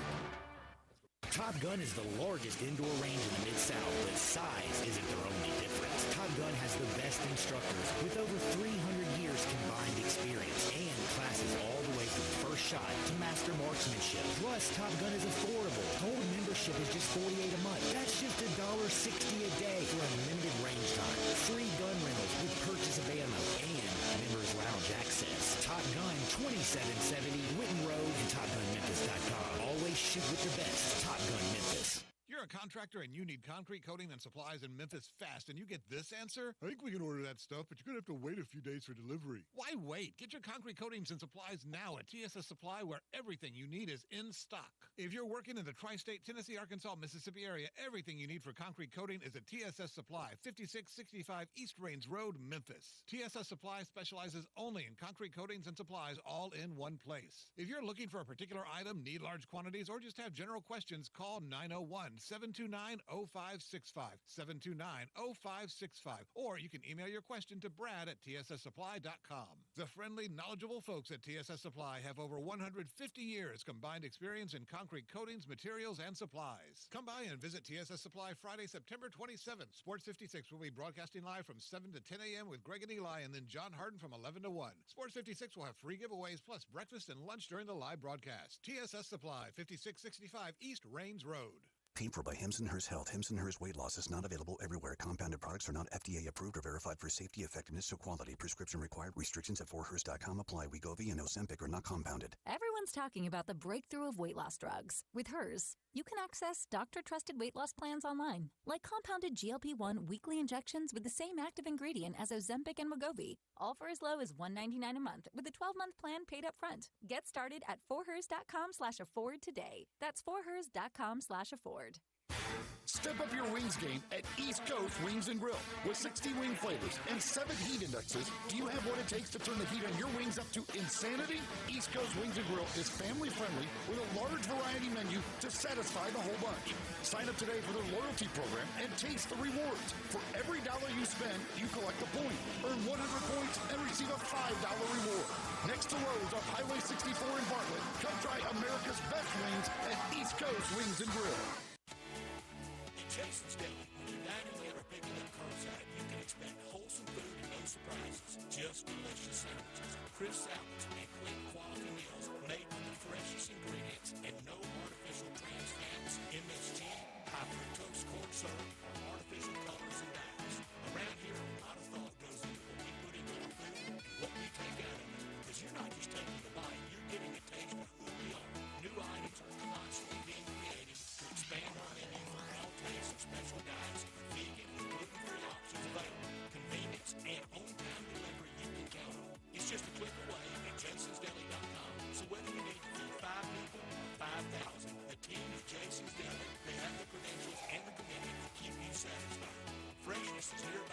Jason's Deli, locations at Ridgeway and Parkway Center, Upper Highland, Germantown Road in Cordova, Goodman Road in Highland Ranch. Jason's Deli, it's wholesome food and no surprises. Traffic brought to you by 901 Eats to Go, 3135 Kirby Whitten Road in Bartlett. Pick up, DoorDash, Uber Eats, or online at 901eats.com. Eats with a Z. Good food fast. Sports 56 traffic. Good afternoon. Still wrapping up a couple of wrecks we had out here a little bit earlier. It's trying to build with more volume as we stare at it live on 240 East from Mill Branch here out to 385 as you get on to Bill Morris Parkway, continuing on out towards Collierville. There has been some troopers out on and off a little bit earlier on I-40, especially going eastbound as you leave Shelby County headed out towards the Fayette County area. Hey, Weimer's Jewelry, serving the Memphis area now over 40 years. No matter what the occasion is that's coming up, check with them first at Weimer's Jewelry, 7525 Highway 64. I'm Commander Chuck with your on-time traffic.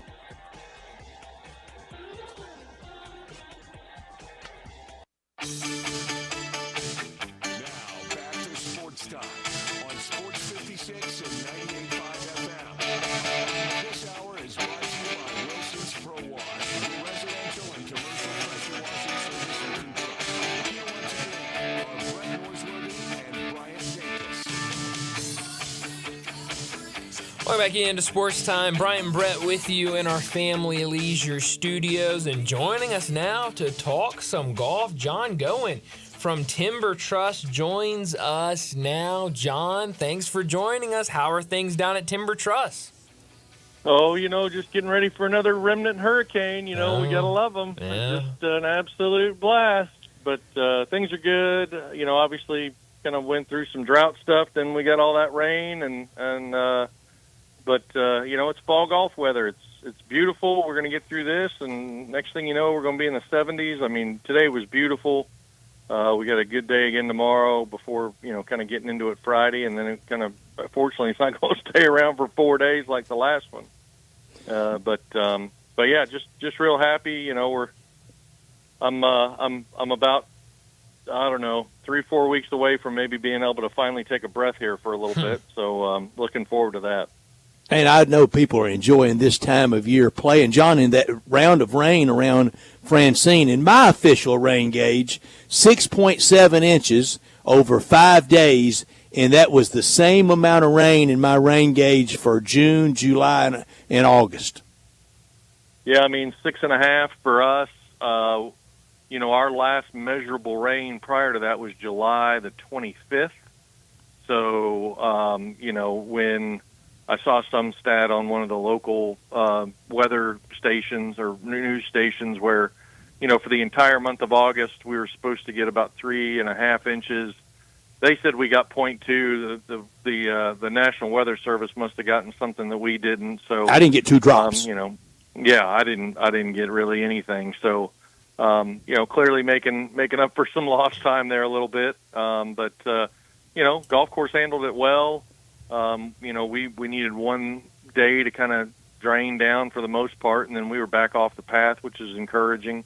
But golf course bounced back from all the dry weather, and for the most part, we're in pretty good shape as we kind of get ready to we're in pre-emerge mode right now for spraying the golf course out, and then next week we're going to throw some fertilizer just to kind of give them something before they go to bed, and kind of go from there. So still a really busy time for just prep and everything else, just getting ready for the grass to go dormant, and then on top of just a crazy outing slate for us right now, which is obviously we're very excited to be able to host all the outings we've got, and on top of regular play. So still real busy time. That, let's face it, could still go all the way into right around Thanksgiving the way the weather is. Sure could. John, at the President's Cup in Montreal, there'll be a lot of outerwear, long sleeve type golf being played. We always think that favors at the Ryder Cup team, the European team.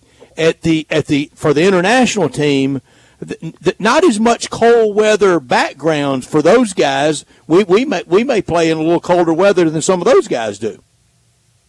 Sure. Well, and the ones who do are so used to being in the States in warmer weather, I don't think it really makes much of a difference anymore. Which, fortunately or unfortunately, you could say similar things about the Ryder Cup, but clearly they're much more accustomed to being there, as kids growing up and things along those lines where, a lot of the folks might be accustomed to colder weather, but I think they quickly tried to move to the States in order to be able to, play on the tour and expose themselves in other areas. So, I don't see it as much of an advantage for the international team as you would in the Ryder Cup, situation.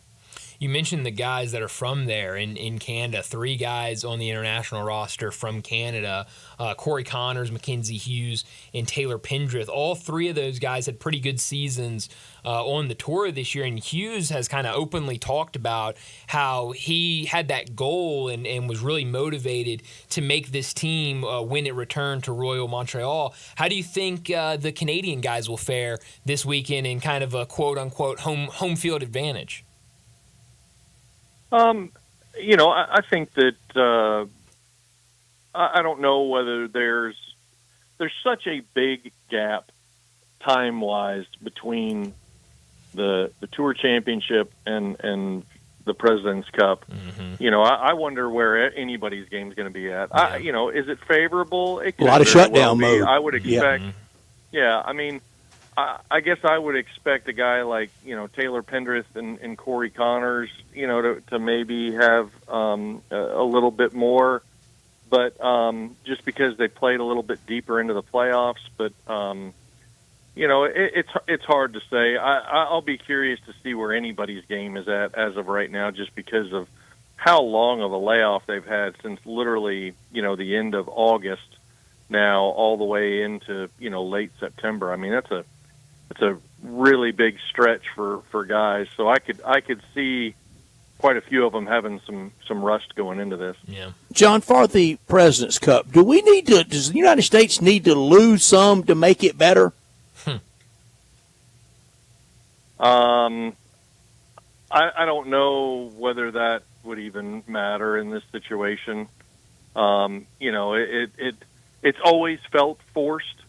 We were looking, maybe hoping, craving something, opposite of the Ryder Cup.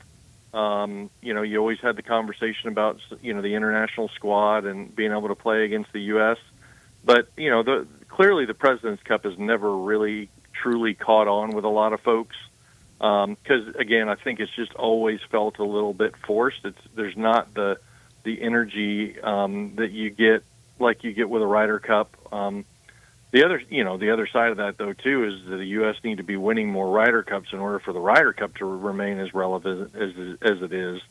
Get into another stretch of where you could win on foreign soil and not just have this back and forth where, the U.S. potentially wins here and then loses on foreign soil. So, I don't know whether them losing really matters to many people at the end of the day, because let's face it, come Saturday, we all know that Georgia, Alabama is going to be on a lot more televisions than the President's Cup is. Yeah, it definitely will be. I was talking to somebody about this course, Royal Montreal, because I'll be honest, I just wasn't super familiar with it. And, I saw it's par 70, it's, under 7,300 yards. And to me, that seems like a big number, but the guy I was talking to was kind of, no, it's pretty, it's fairly short for a PGA Tour spot. And you talked about kind of the rust earlier. Do you think, the length of this course, the narrow fairways, do you think, combine that with kind of the rust of these guys, could that help them? Could it hurt them? Maybe with the rust, they don't feel like they have to get up there and bomb it. Some of these guys on Team USA. How do you think this course will play over the weekend? Well, I mean, if you truly compare it, I mean, it's very similar lengthwise to what TPC Southwind is. Par is the exact same, being a par 70. So, the narrower fairways could definitely be more of a benefit. If you think about, again, if we go back to Ryder Cup setups, Ryder Cup in the U.S., wider fairways, more area for these guys to be able to blow it all over the world because, the U.S. has been historically known for being bombers. They're not overly accurate They just want to hit it down their way and have the shortest club in their hand. So, narrower fairways, taller rough. It reminds you of a private country club at the end of the day. You can always tell who's on the board of a private country club. If the rough's up and the greens are fast, you got better players because they're looking for a bigger challenge. If the rough's down and the greens maybe are a little bit slower, you got some mid to higher handicaps on the boards of those private clubs because they want the golf course to play a little bit easier so they can enjoy it. Ryder Cup setups and President's Cup setups are going to play into the strengths of the host country at that point in time. And, clearly the U.S. has historically shown they are not overly accurate drivers. So to be able to narrow some fairways and grow the rough up is going to try to level the playing field for the international squad.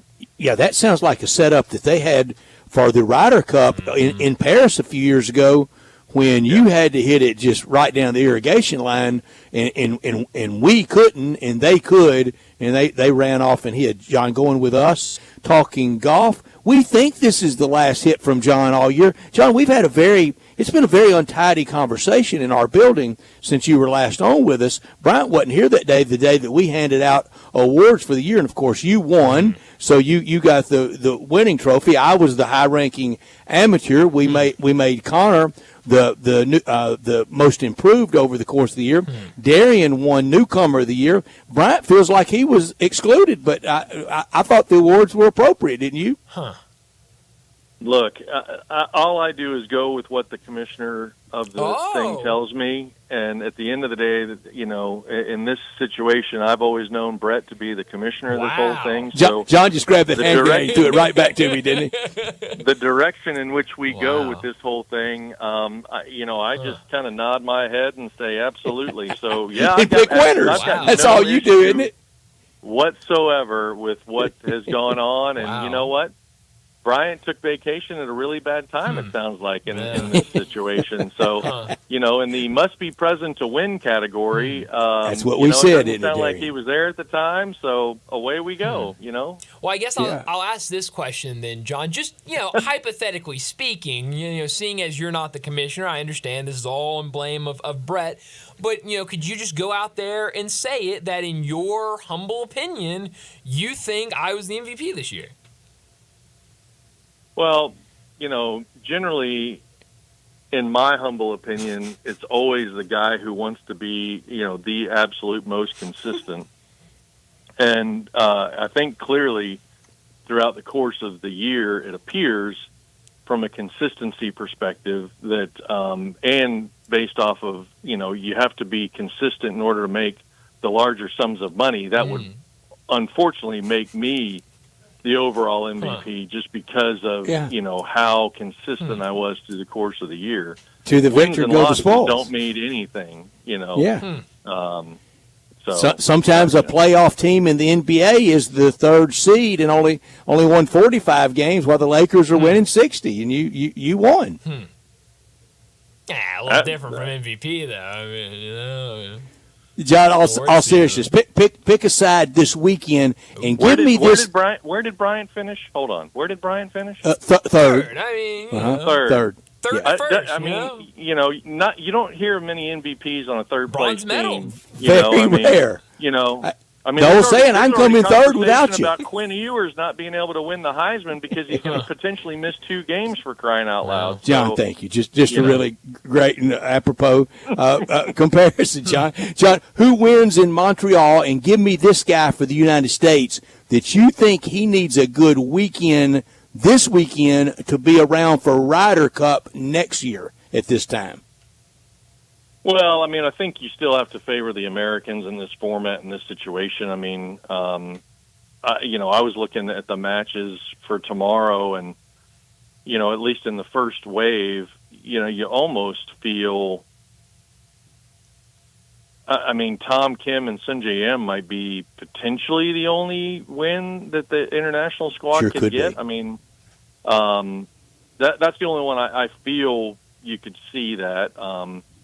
And, I let's face it, I think there's a list of guys, but Wyndham Clark, is probably the one that you look at and go, if he has a good President's Cup, he could potentially be there come next year. Because I mean, but he could also be the one that could really be the GOAT in this situation, because not had a good year at all.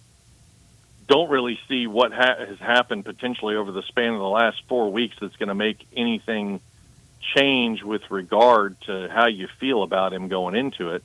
But who knows? Maybe he stumbled uncontrollably into something over the span of the last 4 weeks, and he could surprise all of us. But there's quite a few guys that you could look at from a U.S. squad perspective. I mean, obviously, Scotty and some of these other guys are going to be there. Colin Morikawa, Xander Schauffele. I mean, they're going to be there regardless of kind of what happens. So it's these captains picks that you really kind of look at. Keegan's obviously going to captain the Ryder Cup, so you're not even really thinking about or looking at him at this point. But you got some of these other captains picks that really probably need to perform in order to kind of show these guys that that they're ready for what's going to happen next year. Mm-hmm. Absolutely. Well, John, as always, thanks so much for joining us. Before we let you go, tell us again how people can book a tee time at Timber Trust. Yeah, so we've got a pretty busy slate, kind of coming up. So really, I hate to say it, we don't have anything really available on a Friday between now and November. Holy cow! But the weekends definitely have some opportunity for folks, and obviously during the week to be able to come out and play. You can call us 662-895-3530 to book your tee time over the phone. You can visit us timbertrustgolf.com to be able to book online. Follow us on our social media platforms between Facebook and Instagram at Timber Trust Golf Course. It's a busy last little sprint here to the finish. But it's been a great year. We've really enjoyed what we've done this year between all of our events and everything else, and we'll look to wrap up the year through the course of the next let's call it 6 to 8 weeks. Yeah. Well, John, as always, thanks for joining us. Thank you, John. And we'll talk to you again next year, I guess. Guys, thanks so much. Brett, we'll see you down at the Grove here in the next month or so. I'm ready. Thank you, John, so much. Right, thank you so much. John going with us talking golf, the President's Cup this weekend from Timber Trust Golf down in Olive Branch. He's not far from All-Star Chevrolet in Olive Branch. You're not far either. Head down Highway 78, first exit when you cross over into Mississippi, and you're there at Kraft Goodman Road. Let's drive to All-Star in Olive Branch, where all the Chevy trucks are. Every new Silverado you can imagine, they're down there. Come test drive a few and drive off in the one that you love. Financing as low as 1.9%, no payments for 90 days. That's 0 payments for 90 days. Your good credit deserves it, and that carries you through about the end of this year, just in time for tailgating, too. This weekend for the big game, All-Star with the best tailgating Tahoes in the area. If you're law enforcement, first responder, healthcare worker, recent grad, educator, military, instant $500 bonus back in cash. Head to All-Star and check out the huge, and I mean huge, pre-owned section. Every model you can think of, Jeeps, Fords, Nissans, Toyotas, cargo vans, and a ton of pre-owned Silverados. And if you got any vehicle you want to sell, bring it to All-Star, whether you bought it there or not, and they will give you the most money for it today, tomorrow morning, into the weekend. Don't miss the Chevy truck season sale right now going on in Olive Branch at All-Star Chevrolet. For more information, go to allstarautogroup.com. Well, we need to get to another break. When we come back, it'll be time for Big Number of the Day. We are real sports talk. Sports 56 WHBQ. Available on your radio dial at 560 AM and 98.5 FM, as well as around the world online at sports56whbq.com. Take us with you everywhere by downloading the Sports 56 app. And at home, just say, Alexa, play Sports 56. Wherever you are, stay tuned in to real sports talk. Sports 56 and 98.5 FM. Memphis, it's official. Crab King Seafood is where it's at. For the most flavored seafood and the biggest plates, run to a Crab King's near you. Visit the Bartlett Cordova location at 7140 Stage Road. The price, the portions, the service is why Crab King's is #1. So don't be disappointed in seafood. Make the right choice the first time and every time. Make it Crab Kings. Crab Kings have only locally grown catfish. Come and devour tasty snow crabs, king crab, shrimp, salmon, catfish, calamari, and so much more. Enjoy Memphis's best tasting pasta with your choice of toppings. Visit the Bartlett Cordova location at 7140 Stage Road. Crab Kings is open Wednesday through Sunday. Enjoy 50% off lunch portions and dollar fountain drinks. The number one name in Cajun seafood is Crab King Seafood, a Memphis favorite. Crab King, 7140 Stage Road. Kings with the Z. Locally owned and operated for over 40 years, Automatic Gates Construction tailors custom gate solutions for all your residential, commercial, and industrial needs, including repairs, maintenance, and installation. Automatic Gates Construction specializes in designing and installing automatic gates and fencing that seamlessly blends security, functionality, and aesthetic appeal. Elevate the safety and efficiency of your property with a premium gate solution. Automatic Gates Construction at myautomaticgates.com. Summer's heating up, and so are the savings at Choate's. We've got 3 incredible offers to make your season spectacular. First up, our Grill and Chill with Choate's Summer Special. Upgrade your HVAC system and choose between a free Yeti cooler or a Green Egg grill on select systems. Then power through any outage with Choate's generators. Be one of the first 50 customers to buy a generator and score a massive 75-inch TV or an iPad. Also, don't forget about our tankless water heater offer. Purchase a tankless water heater from Choate's and receive a premium toilet free. Don't wait. These offers are too good to last. Turn to the experts with Choate's and call 347-8086 or visit us online today for your free estimate. Now introducing Choate's Air Conditioning, Heating, Plumbing, and Generators. Choate's. Let our family serve your family. If you own a business, you know Luttrell Belting keeps you moving. Luttrell has cost-effective belts, conveyor components, and 24/7 on-site service to keep you operating smoothly. Text are just a phone call away at 800-441-8946 or online at LuttrellBelting.com. Luttrell's Memphis plant stocks belting in nearly every size and finish, and if they don't have it, they'll make it. From ordering to selection, fabrication, and installation, your Luttrell sales rep is there for you. Luttrell Belting keeps you moving.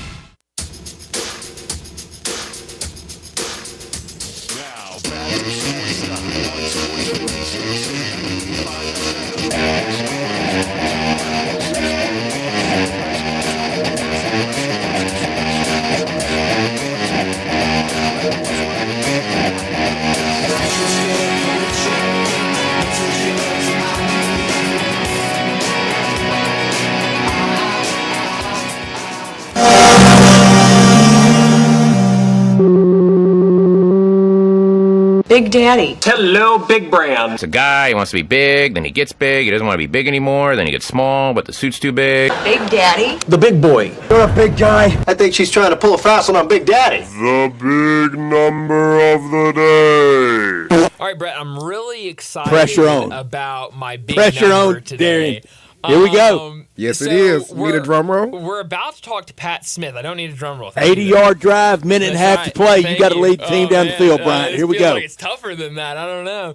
So we're about to talk to Pat Smith on the other side to start our 5 o'clock hour about this Bama and Georgia big-time matchup on Saturday. We've been really talking about it all day, and so I thought today I would bring a big number that is Alabama related. So here we go. My big number is 2007. That is the year 2007.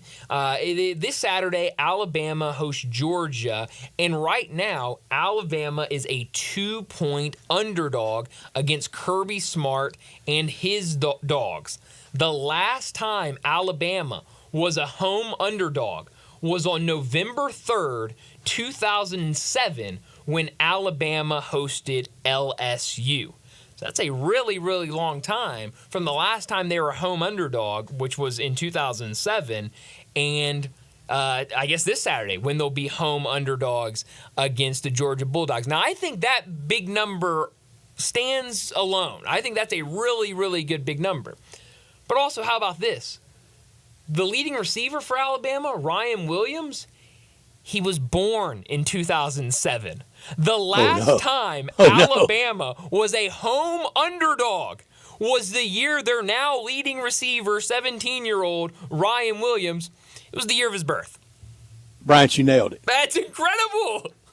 We had no timeouts. You're getting everything through the helmet communication. That's right. You marched right down the field. Thank you. I mean, I had a buddy text that to me earlier today. I was And like, you I'm sealed it with that note because my big number of the day was 17. Holy cow. The last time Alabama was the underdog at home, but I did not have the baby note. How about that? Wow. That's great. And Nick Saban started that streak. I was at that game in 2007 against LSU, Really? and I can tell you the entire sentiment after that game. It coulda, shoulda. In the Hugh Freeze world, he probably thought he would beat them 9 more times in a row. He about did with LSU.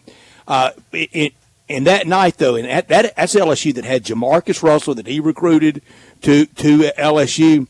Everybody after that game said, man, when he gets his own guys in here, it's not going to be fair. Well, it's incredible. I mean, I went back because, like I said, one of my buddies texted me earlier today. It was a group chat, and he was like, he sent that in there, and I was like, oh, yeah, I'm using that later. And so, but I wanted to go back and double check, and make sure that he was correct. And so I went back, and I was going through all the games. I mean, it is incredible the fact that, I mean, you just go through and look at all those games and see favorite.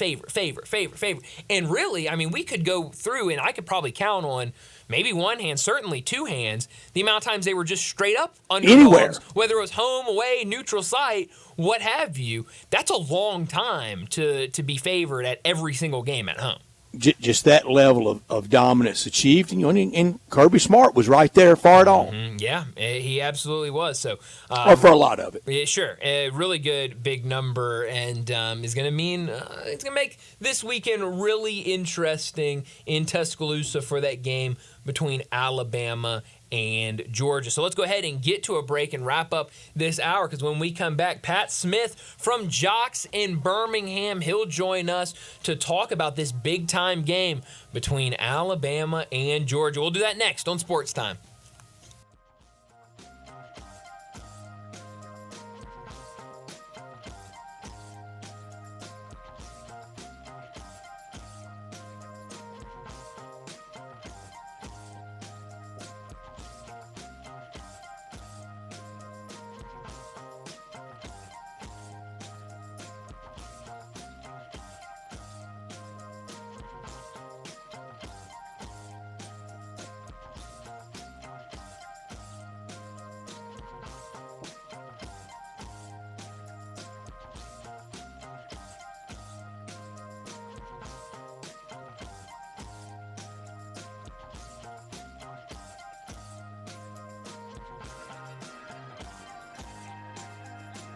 Summer may be over, but yard work, it goes on. Don't worry, Colonial Hardware makes it easy for you. Colonial Hardware has all the lawn and garden tools you need from the best brands in the business. Ferris, Snapper, Husqvarna, Toro, Echo, Shindaiwa, and Billigo. Servicing most brands of lawn equipment, Colonial's master service techs will keep you going year-round. Colonial Hardware, family-owned and operated, and serving you for nearly 50 years. Next to Bass Pro and Lincoln at Sycamore View, and online at colonialhardwareinc.com. Here in Memphis are wearing beautiful diamond rings. Have you noticed? And a lot of gentlemen are wearing nice Rolex watches now. It's all thanks to Genesis Diamonds. Hey, it's Eric Hasseltine, and Genesis Diamonds has made fine jewelry more affordable than ever. This is Tennessee's direct diamond import. No middleman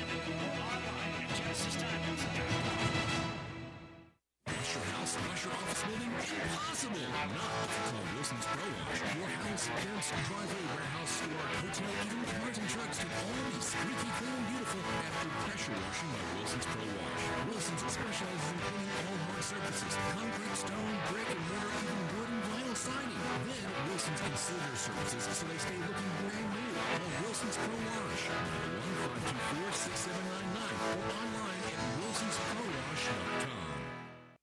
Make your next grill your last with a Big Green Egg. Smoke, bake, roast, sear, and grill, all with a lifetime warranty. Save money on fuel, eating out, and replacing expensive grills that cannot match the flavor of the Big Green Egg. Ready to cook in only 10 to 15 minutes with temperatures below 200, above 700, and anywhere in between with ease. Change your at-home cooking experience for life. Go to shop.biggreenegg.com.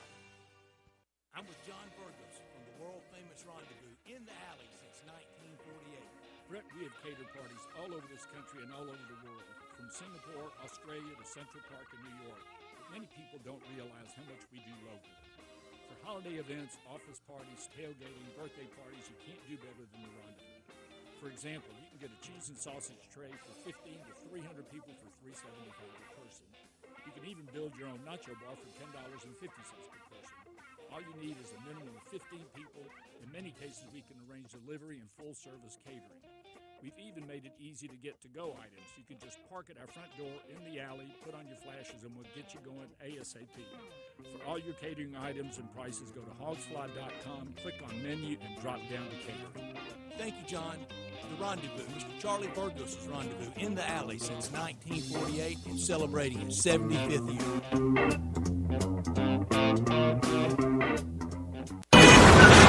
Sports 56 traffic. Good afternoon. Still wrapping up the Camaro Rex we had out here a little bit earlier. It's trying to build with more volume as we stare at it live on 240 East from Mill Branch. Here out to 385 as you get on to Bill Morris Parkway, continuing on out towards Collierville. There has been some troopers out on and off a little bit earlier on I-40, especially going eastbound as you leave Shelby County headed out towards the Fayette County area. Hey, Weimer's Jewelry, serving the Memphis area now over 40 years. No matter what the occasion is that's coming up, check with them first at Weimer's Jewelry, 7525 Highway 64. I'm Commander Chuck with your on-time traffic. Broadcasting from the Family Leisure Studios, we are Sports 56, WHBQ Memphis, and W253DF Memphis. Now, back to Sports Time on Sports 56 and 98.5 FM. This hour brought to you by Jaguar Land Rover Bluff City. Once again, our Brett Norsworthy and Brian Davis. You say you stand by your man. Tell me something I don't understand. Welcome back into Sports Time. Bryant and Brett with you in our Family Leisure Studios. And joining us now from Jocks down in Birmingham, Pat Smith joins us to talk some Bama football ahead of this big one this weekend against Georgia. Pat, we do a segment called Big Number of the Day every afternoon at 4:45, and we've been doing it for the last year and a half, 2 years. Not once have Brett and I ever had the exact same big number. Today we did, and it was 2007. That was the last time Alabama at home was an underdog for a game, was in 2007 against LSU. They're now underdogs, at least right now, against Georgia for the game on Saturday. That's crazy that the last time was 2007. What do people think about Alabama's chances going into the weekend against Georgia? Good afternoon, guys. Always a pleasure to be on with you guys in the Bluff City. It's a quiet confidence. I talked to a couple of people around the football team last night, and they said the off week went really well. A couple guys that had been banged up after the Wisconsin game, feeling a little bit better about themselves. But, when they look at the film of Georgia, they have utmost respect for Georgia and what they are and what they could be this year. But this Alabama football team, keep in mind, guys, that there's only been two teams that have really taken Georgia and beaten Georgia in this style of this Georgia football program over the last few years. And guess what program has done it? Alabama. This isn't Kentucky going up and hoping to play a close game. This isn't Tennessee. This isn't anybody else in the conference. this is the University of Alabama. I know that sounds arrogant and cocky, but this football team has been there. Jalen Milroe has beaten this Georgia football team. So he's playing at home. These guys feel like that they can move the football against Georgia. This is not the same Georgia defense that set records a couple years ago. They like their game plan. They like their chances, and they like, Brett, the fact that they're currently an underdog. They want it to stay that way. Yeah, I bet they do. It almost feels like Coach Saban catching them over there in 2008 and then again in 2015 when Georgia was kind of the favorite. And then a couple times with Kirby Smart in the Super Bowl of college football, the game of all time, the big game atmosphere. How does this one this week feel? Does it feel better? Does it feel just as big? How does it feel without Coach Saban in the middle of the ring? I will be honest with you. It seems a bit diluted. It really does. It's crazy to say that when you have a top 5 matchup and two of the biggest blue bloods in college football in the SEC going head-to-head in Tuscaloosa.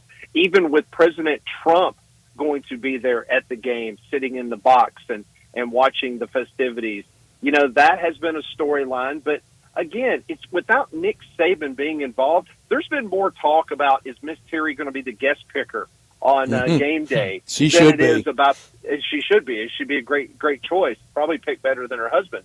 But no, it's been a bit diluted because you're not hearing the same old storylines about, well, you know, Kirby's only beaten Nick one time and can he get over the top and all this kind of stuff. Because let's be honest, guys, if you take a look at Alabama and Georgia's schedule, this really is just another really tough SEC game because if Georgia beats Alabama, Georgia still has to go to Austin. They still have got to play Ole Miss. You know, they still got bumps on the road on their schedule. And the same goes for Alabama. If they beat Georgia, that's a obviously a defining win for Kalen DeBoer in Tuscaloosa, but you still have to go to Tennessee. You still got to go to Baton Rouge. You still got to go to Norman, Oklahoma. And, oh, by the way, you got to play Auburn at the end of the year. So both teams got a lot of bumps on the road ahead of them. So this is just that one task in front of them that both of them would love to get to put on that resume. But it does seem a little bit not like the game of the century of a few years ago when LSU played Alabama at Bryant-Denny.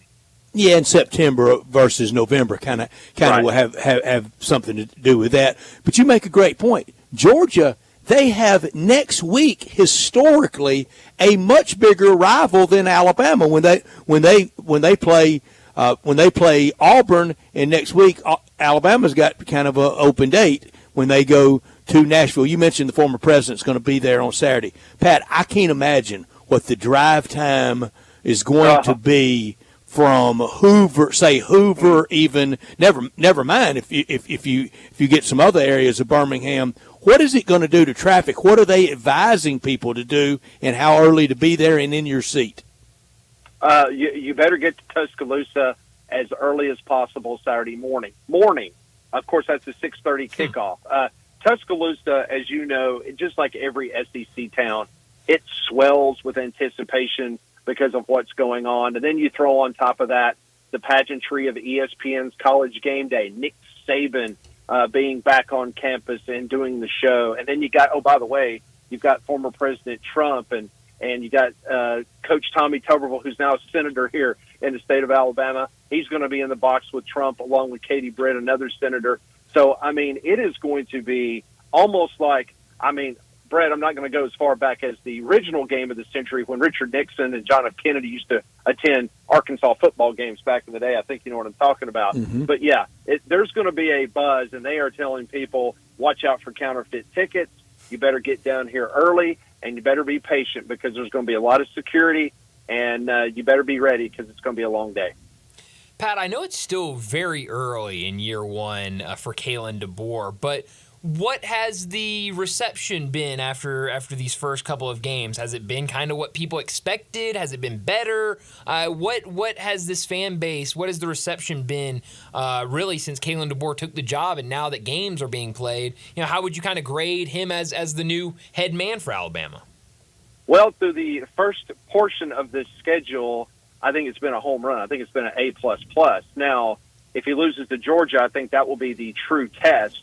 come up on Monday when we get on the air at 10 o'clock that morning to see what the fans actually think. But honestly, you could have not written a better script the way that this has gone so far, whether it was spring practice, whether it was him opening up more to the media. His assistant coaches meet with the media each and every week. It's just a whole breath of fresh air for this program that we have not experienced since before Saban was there. So it's a situation where the fans, the media, everybody has bought all in to what Caleb DeBoer is selling. And listen, he's a football coach. And he had a couple questions this week that probably would have sent Nick Saban into a tirade like he had done in the past. Probably did anyway. Yeah. But Kalen DeBoer did not take the bait. Kalen DeBoer took the high road. It's just a completely – and I'm not saying anything bad about the way Saban obviously ran the program as successful as anybody ever has in college football, but it's just a different way of going about the business every day. And so far, the fans love it. They love the fact that there's more openness, and he's not afraid to basically give an opinion and not be swarmy about it. And once again, I won't say – I'm not saying Nick Saban did that. I'm just saying that Kalen DeBoer, he's got that old – kind of like the Sam Pittman in him, except it's someone from the big sky country. Someone that you can, you feel the camaraderie with him and the lovable nature that he has. But as we all know in this conference, that will change on a dime if you lose a football game. Especially if you don't look. Mm-hmm. Yeah, that's just unlike anywhere else. Yes, just ask about the honeymoon that Hugh Freeze thought he had at Auburn, and there you go. Yeah, we were once ready to be in love with Mike Shula, Pat. Yeah, and we didn't have Mike Price here long enough to fall in love with him. No, he fell in love somewhere else. Yes, he did. Pat, you look at Jalen Milroe and what he's done to start the season. 590 yards passing. He's accounted for 14 touchdowns, 8 through the air, and the rest with his legs. No interceptions yet on the season. What have you made of what he's done through the first few games? First off, he has absolutely just wrapped himself around this offense. Mm-hmm. And basically when Kalen DeBoer and Nick Sheridan, when they sat down with Jalen Milroe, because Jalen Milroe had offers, guys, and he had big-time offers to leave Alabama. And it was a situation where he was like, look, you know what? I started here. This is where I want to be. And they said, look, we're going to cater this offense around what you can do. Now, think about what Michael Penix did in Seattle last year. Michael Penix never ran the football. So you come to Alabama, and you got a quarterback that was one of the best quarterbacks in the nation throwing the long ball. He continues to do that with Ryan Williams, an outstanding true freshman, a 17-year-old who has been just absolutely electric on the outside for Alabama. And now you've got a quarterback that can actually take the ball, run it as well as any running back that you have in the Southeastern Conference. He's tough to bring down. He's been making really good decisions. And that stat line that you said, he is yet to make that mistake through the air, which is big and predicated on the type of offense that Kalen DeBoer wants to run. So based on what we've seen so far, and based on what Kalen DeBoer and Nick Sheridan has been trying to do with him, it will be a fascinating chess match to see how Kirby Smart decides that he's got to try to take him out of his game, because they didn't do a very good job in the SEC championship game. That was one of the major reasons, because he ran the football. That was a major reason Alabama got another SEC title. There are two places that have to fill this vacuum, this post-Nick Saban at Alabama vacuum. Kalen DeBoer is the new coach now, but Kirby Smart's got to get over the Bama thing, and Auburn has to get over the Bama thing. One's not doing it very well. One gets his shot Saturday night. That is correct. And like I said, I think that, you will have your Georgia fans if Kirby loses to Alabama again, where, that will become obviously a narrative that will keep playing. But without Nick Saban there, I don't think I think that will be more Alabama folks crowing about it than Kirby Smart taking a lot of criticism about that. But in regards to the Auburn situation, it's been a mess this week. And I have not seen this bad of a situation of trying to, direct the message from a certain SEC school in a very long time. I don't know who's advising Hugh Freeze Obviously, it's no one, or if it's his family, but they're just doing an absolutely horrible job. What he said during the live broadcast when he talks and calls out his number one wide receiver, Cam Coleman, says he's loafing. That ball should not have been intercepted. On live national television in the middle of a game, don't think that Cam Coleman's phone wasn't blowing up when he got back to the locker room after the game, probably from an uncle ready for him to get in the transfer portal. Then he makes that bizarre statement Monday night during Tiger Talk where he basically takes a massive shot at Sam Pittman and this ridiculous statement that he can beat Arkansas 9 times in a row if they played 9 more times. I've never seen that. And for a guy that used to be in this conference, and Brett, you covered him, you know, you're with him every Saturday, it just made no sense whatsoever. He better win Saturday, because if this football team does not take care of business against Oklahoma, you're going to look at a team that could go 3-9, and then you want to talk about someone being on the hot seat, he will be squarely on it. It's never his fault. It's always either Johannemeyer from the NCAA, or not enough support from the administration, or the compliance office didn't do him right, or Leo Lewis is wired, and he was. But I mean, it's always somebody else's fault in his world, and nobody can tell him one thing. He's very, very, very stubborn, and he's not going to listen to anyone. Bryant and I and Darian, we did the deep dive full Zapruder film on the recording. When he mentions Cal, do you think he's talking about John Calipari, or is he lumping in the loss to Cal as one he should have won 9 more times? Oh, you know, I didn't even think about that, but you could be. Darian, cue it up. Hang on, Pat. Here we go. All right. Darian's trying to get to it. I'm sorry. We're going to play it in a second. When you got it ready, Darian, we're going to play it. But when you hear Cal in there, I think he's going after 2 coaching colleagues in this. He very well could have. Mm-hmm. There's no doubt. But I like I said, I had people text me from Arkansas, and I mean pretty big wigs in Arkansas, and they were texting me and they said, please tell me that this is a joke, right? That this is a parody. That he really did not go there. That he really did. And I said, yeah, matter of fact, statewide radio. He did it. Yeah, so this is exactly what he said. And then, of course, today he's supposedly, on the, has talked to Bo Wallace after Bo went on social media and said what he did. And he told America today on the SEC coaches conference that him and Bo talked, and he still loves Bo, and Bo was one of the greatest, recruits that he ever had at Ole Miss, and he proclaimed once again that he does not go on Twitter. He's glad he's not on Twitter, and that he has his family members tell him what people say on Twitter. Bryant can attest. Last year, it was late in the year, I made the point that this goes to show just how great Bo was coming in as his quarterback. And they had worked together at Arkansas State as well, but he didn't have anything resembling Bo Wallace. We have it ready. See if you catch the reference to Cal, and you weigh in on it. And it's the truth for me, too. I'm not – because we've got to get them to where the winning ways are happening on those critical downs. I mean no offense whatsoever to Arkansas or to Cal. I love Sam Pittman. I hope he wins the rest of his games. But I'm telling you, the hard truth is we play them 9 more times, we beat them 9 times. And that's what's hard to take. And it's hard for our fans, I'm sure, and it's certainly hard for us. And you have 460-something yards, and we only had 50-something plays of offense because we turned it over 5 times. You know what? I think you're right. Made a baby cry. I mean, let me tell you something. It's like for the person that for the first time ever realizes that there's an arrow in the FedEx logo. You know what I'm saying? It's like once you see it, you never will ever not see it. Now that I've heard that and you've opened my eyes to that, I think you're right. I think he was talking about John Calipari.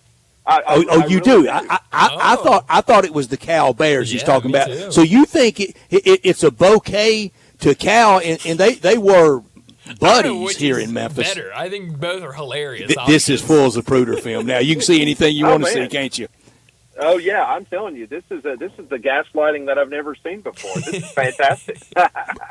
Why would you drag John Calipari into it? Hilarious. Why listen, outside of his record, and I know I know I'm talking to an Arkansas alum, and I know that there's criticism, and he's been on the hot seat. But we can all admit, who in their right mind is going to say something bad that would take a shot at Sam Pittman? No kidding. About anything. I mean, seriously. He may be. I mean, I know for a fact Lane Kiffin just loves him and adores what he's done at Arkansas. And when Ole Miss lost to Arkansas COVID year, first time they met, he sprinted over. I mean, it was almost like he was happy he lost. He was so glad. He was so happy for Sam Pittman because they'd been on the road so many years recruiting against each other and knowing each other so well. But, Patty, I'm going to say this tomorrow in your very fine program with you and Landrum, if you will allow me, when I join you tomorrow at 12:30 on Jocks. I'm going to make this point.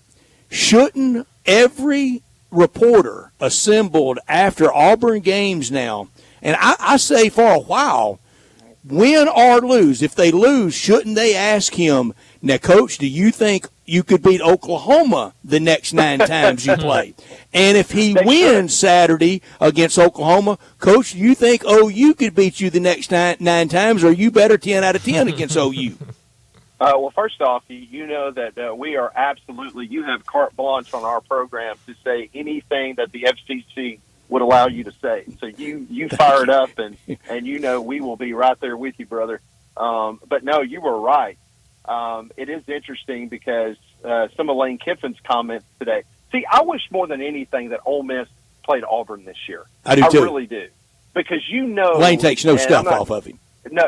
I mean, Lane, now that Nick Saban has retired, and now that Jimbo Fisher is on his ranch, tending to the herd, Lane really doesn't have a sparring partner, So this is really good that he's got now, Hugh Freeze. I mean, what he said today about, he took the shot a couple days ago in his press conference when he said that when Matt Corral threw the 6 interceptions, I sat down with him and I told him how much I loved him and how much, I knew I needed to do a better job of coaching. And just like today when Lane took a shot at Auburn, going and trying to steal all Ole Miss's assistant coaches and complimenting the NIL that Ole Miss has right now. I love it. I think it's fantastic.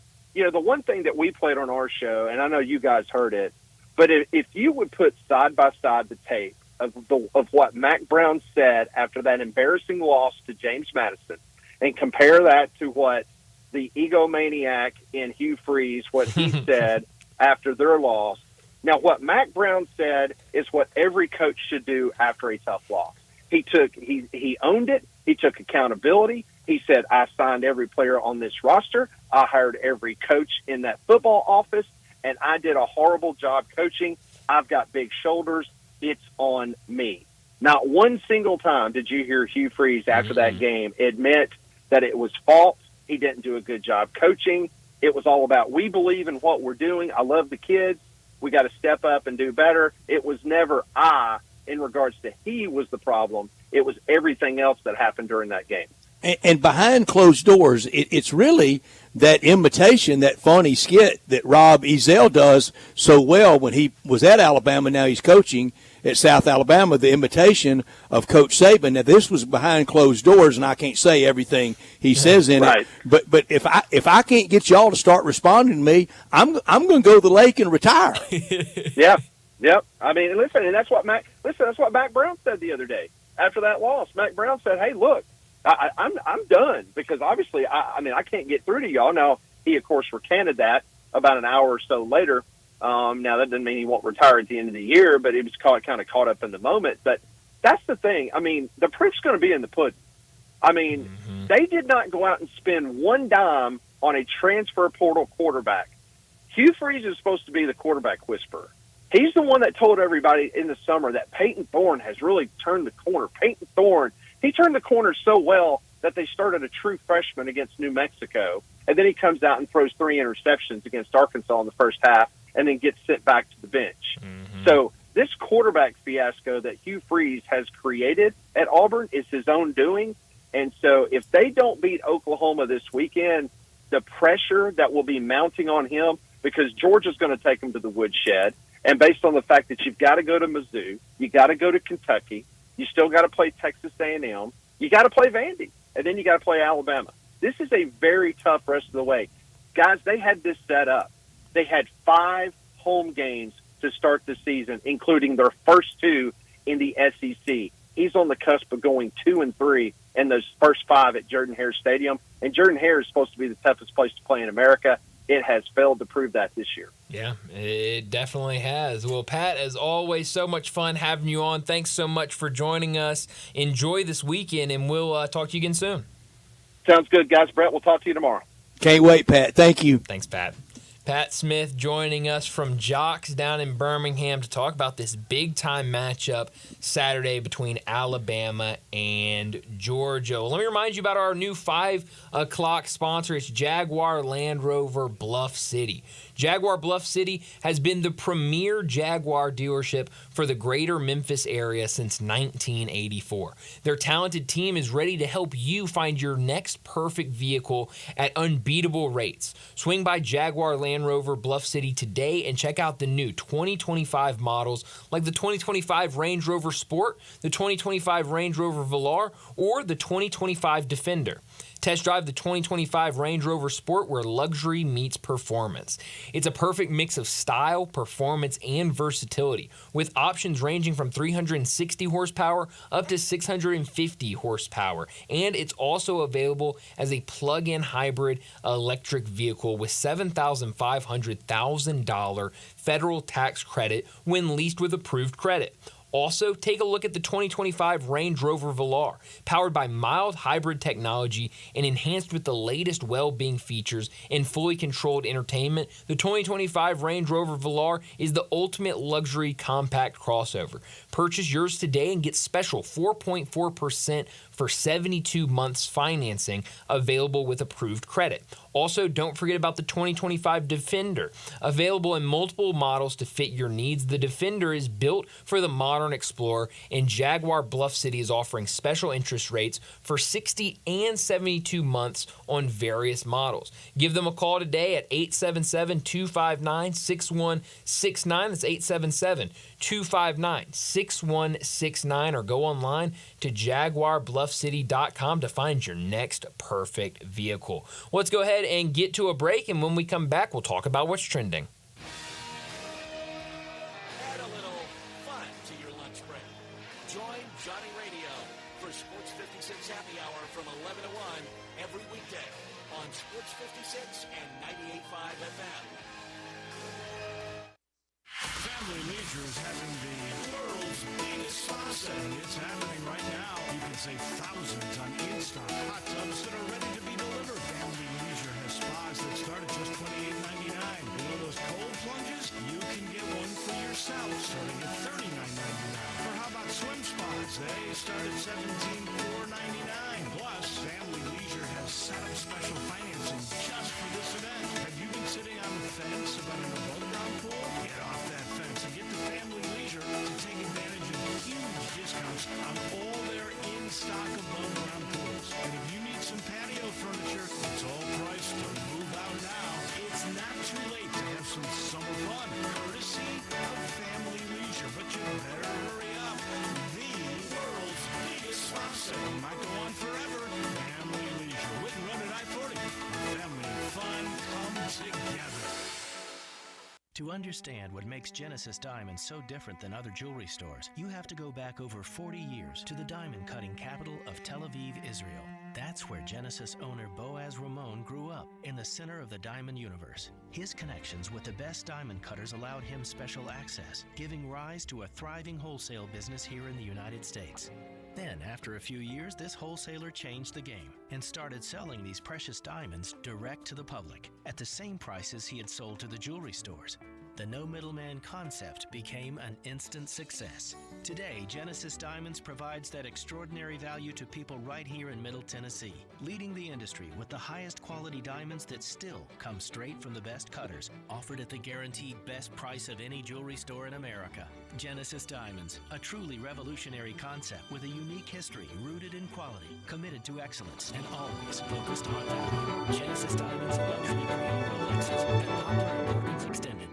People for by Hims & Hers Health. Hims & Hers weight loss is not available everywhere. Compounded products are not FDA approved or verified for safety, effectiveness, or quality. Prescription required. Restrictions at forhers.com apply. Wegovy and Ozempic are not compounded. Everyone's talking about the breakthrough of weight loss drugs. With Hers, you can access doctor-trusted weight loss plans online, like compounded GLP-1 weekly injections with the same active ingredient as Ozempic and Wegovy, all for as low as $199 a month with a 12-month plan paid up front. Get started at forhers.com/afford today. That's forhers.com/afford. All 650 acquisition fee, 20,000 miles per year, 20 cents excess mileage, Forte, RE 794, 626, MSRP 21,820, Telluride RG 543,666, MSRP 39,835, Sportage S734,0278, MSRP 29,135, includes all rebates and incentives, PF 695, includes tax, title, and license, must finance through Hyundai with approved credit, valid through 9/30/24, dealer stock only. Hey, Jeff Allen, I hear it's a family affair over there in Gossett Kia, South Mount Moriah. Yep, we've got something for everyone. 41 MPG Highway and a 2024 Kia Forte LXS, $199 a month, $37.99 due at signing. 2025 Kia Sportage, $269 per month, $34.99 due at signing. And a 2024 Kia Telluride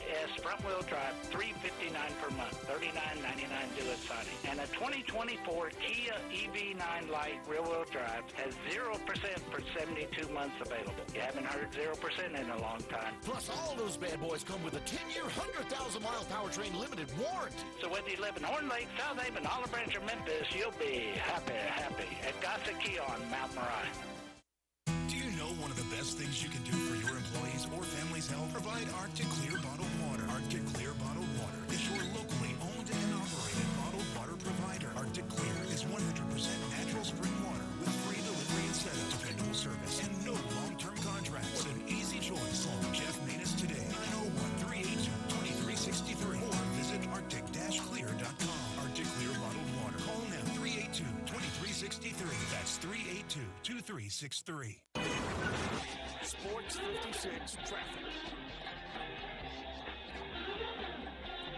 Good afternoon. They've got this ranked to the side now. People are still rubbernecking a bit as they drive by on 240 East at Mount Moriah. It's just heavy over here on this side of town this time of the afternoon anyway, between Mill Branch all the way down to 385 on 240 going eastbound. It's picking up minute by minute over here on 40 eastbound from Sycamore View Road all the way out past Germantown Parkway. Hey, don't miss the Paul Prince Party that's coming up this Saturday at the Humane Society, Memphis, Shelby County. Take a tour, meet some of the animals. For more information on this event, log on right now to memphishumane.org. I'm Commander Chuck with your on-time traffic.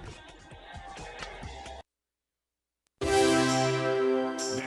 to Sports Time on Sports 56 and 98.5 FM. This hour brought to you by Jaguar Land Rover Bluff City. Here once again are Brett Norsworthy and Brian Dacus.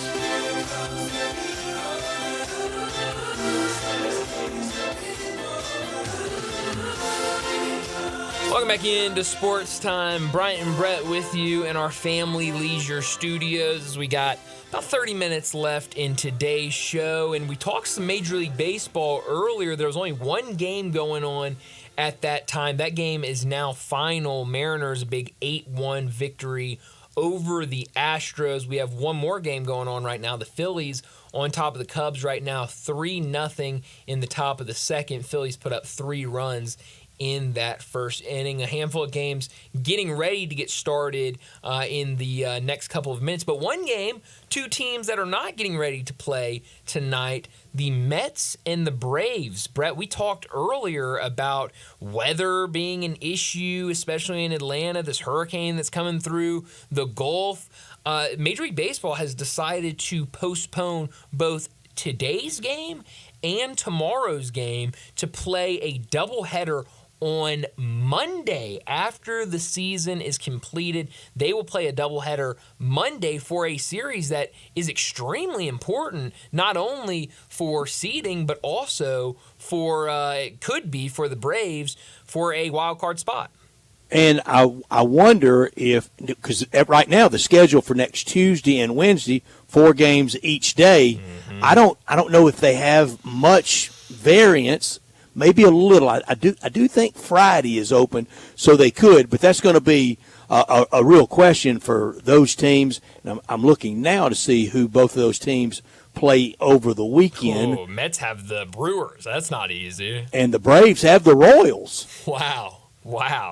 And Brewers are hungry for seeding, and Royals are hungry for getting in. Yeah, so both of these teams are going to be playing a doubleheader coming off. Mutual assured destruction. Exactly. I mean, both teams coming off a series that will be really, really tough to win for them. But baseball can get so weird. This is the kind of thing that whoever of those teams comes out of that, the wave of momentum, and then you get into that 2 or 3. You win game 1. You got that other team really on the ropes, and then you get into the DS, the divisional part of it. Those teams that sit. Yep. That's how you build this momentum. Oh yeah, absolutely. And so, this is just going to be a really, really weird rest of the week for both these teams. Love October. Oh man, it's beautiful. But now, I mean, for the Braves and for the Mets, I mean, let's say just one of those teams gets in. Heck, both those teams could get in. If they don't alter the schedule somehow, which they've got to. There's no way. Because now you're talking about both those teams having series over the weekend that are going to be meaningful series for both sides. One on the road, too. One on the road. Then, you got to throw aces. And then doubleheader on Monday. And then if it stands today, you turn around Tuesday and that's not gonna start the wild card. There's no way. They're going to have to move something around. But I'm trying to look and see. I think next Friday, which would be Friday the 4th. Mm-hmm.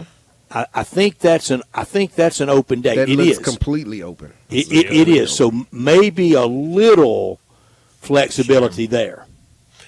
When I'm curious, and the chance is there a chance that neither make the playoffs? I don't. No. One has to. I think one has to. Yeah. Yeah. One has to make it, but Diamondbacks right there is trying to be the team that plays spoiler for one. And I guess right now the Braves trying to play spoilers for the D-backs. But yeah, the Cubs are the next closest, and they're 6-game backs right now. They're completely out of it. And the Cardinals right there, 6.5 games back. Don't look now. Don't look now. I'm not looking now. Don't look now. I'm glad you gave me the Don't proviso look and the alert. Thank you. I'm not looking now. Thank you. You're welcome. Who knew they were so close? Only 6.5 games back. That's not close. No, it is not close. But no, it could be really, really, really weird next Monday. It could be, and that's October, and especially as crowded as this playoff scene is now, far different than just win the National or the American League and you advance to the playoffs. And maybe one of the more famous home runs in baseball history was the shot heard around the world in the 1951 season for Bobby Thompson. A lot of people through the years have gotten that wrong. That was not a one-shot game like Bucky Dent in 78 at Fenway. That was just game 163.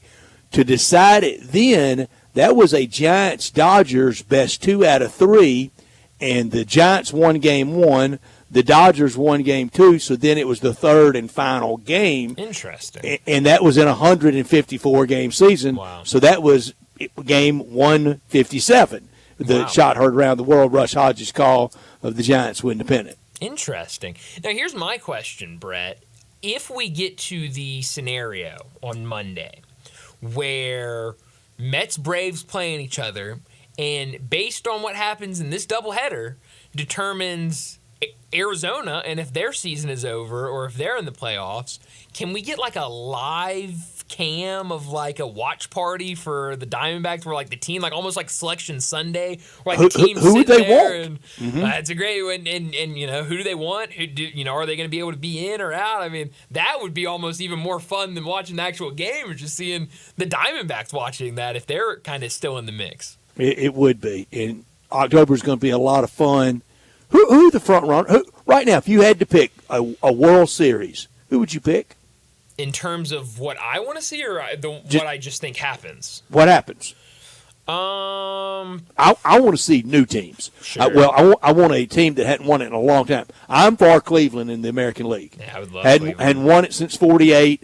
And my good friends at Jim's Place, the Terrace family, the biggest Clevelander fans of any sport. I'm for Cleveland in the American League. In the National League, my NLCS, I want Padres. Say Brewers. Padres. Good. I was going Padres. Padres. Thank you, Brent. Good. Neither have ever won it. Both The Brewers haven't even been in the World Series since '82. The Padres hadn't been in since '98 with Tony Gwynn. I think that's right. They've been in two, '84 and '98. And in San Diego, I mean, it's the ultimate one-horse town now. That's it for pros in that big, great market. Yeah.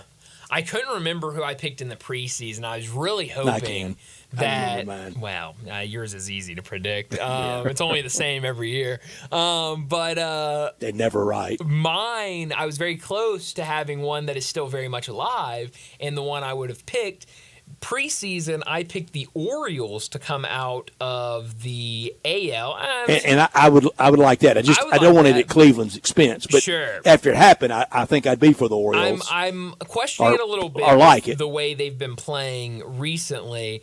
But my NL pick was the Braves, and I don't think, even if they can make the wild card, I think World Series would be a long shot. I think the Phillies, they were my preseason in the NLCS. I think the Phillies can get something going and get in the World Series. Did you see in the Orioles celebration last night, playfully, very playfully and fun-loving, they wouldn't let Jackson Holiday participate because he's only 20. Right, yes, which is hilarious. Couldn't be near the champagne. No, keep him away. Get his own, juice or sparkling water or something. But had a juice box. That's right. Yeah, I'm sure he probably celebrated after the cameras were. Do we really want to talk about preseason baseball predictions right now? I shouldn't have brought him up. In both, I can land on 4 out of 6 just getting in. It's a little different. In the American League, I had Yankees, Twins, Astros winning divisions.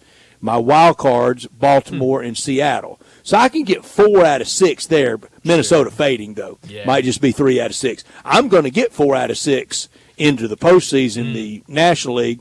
I had Braves, Cardinals, Dodgers.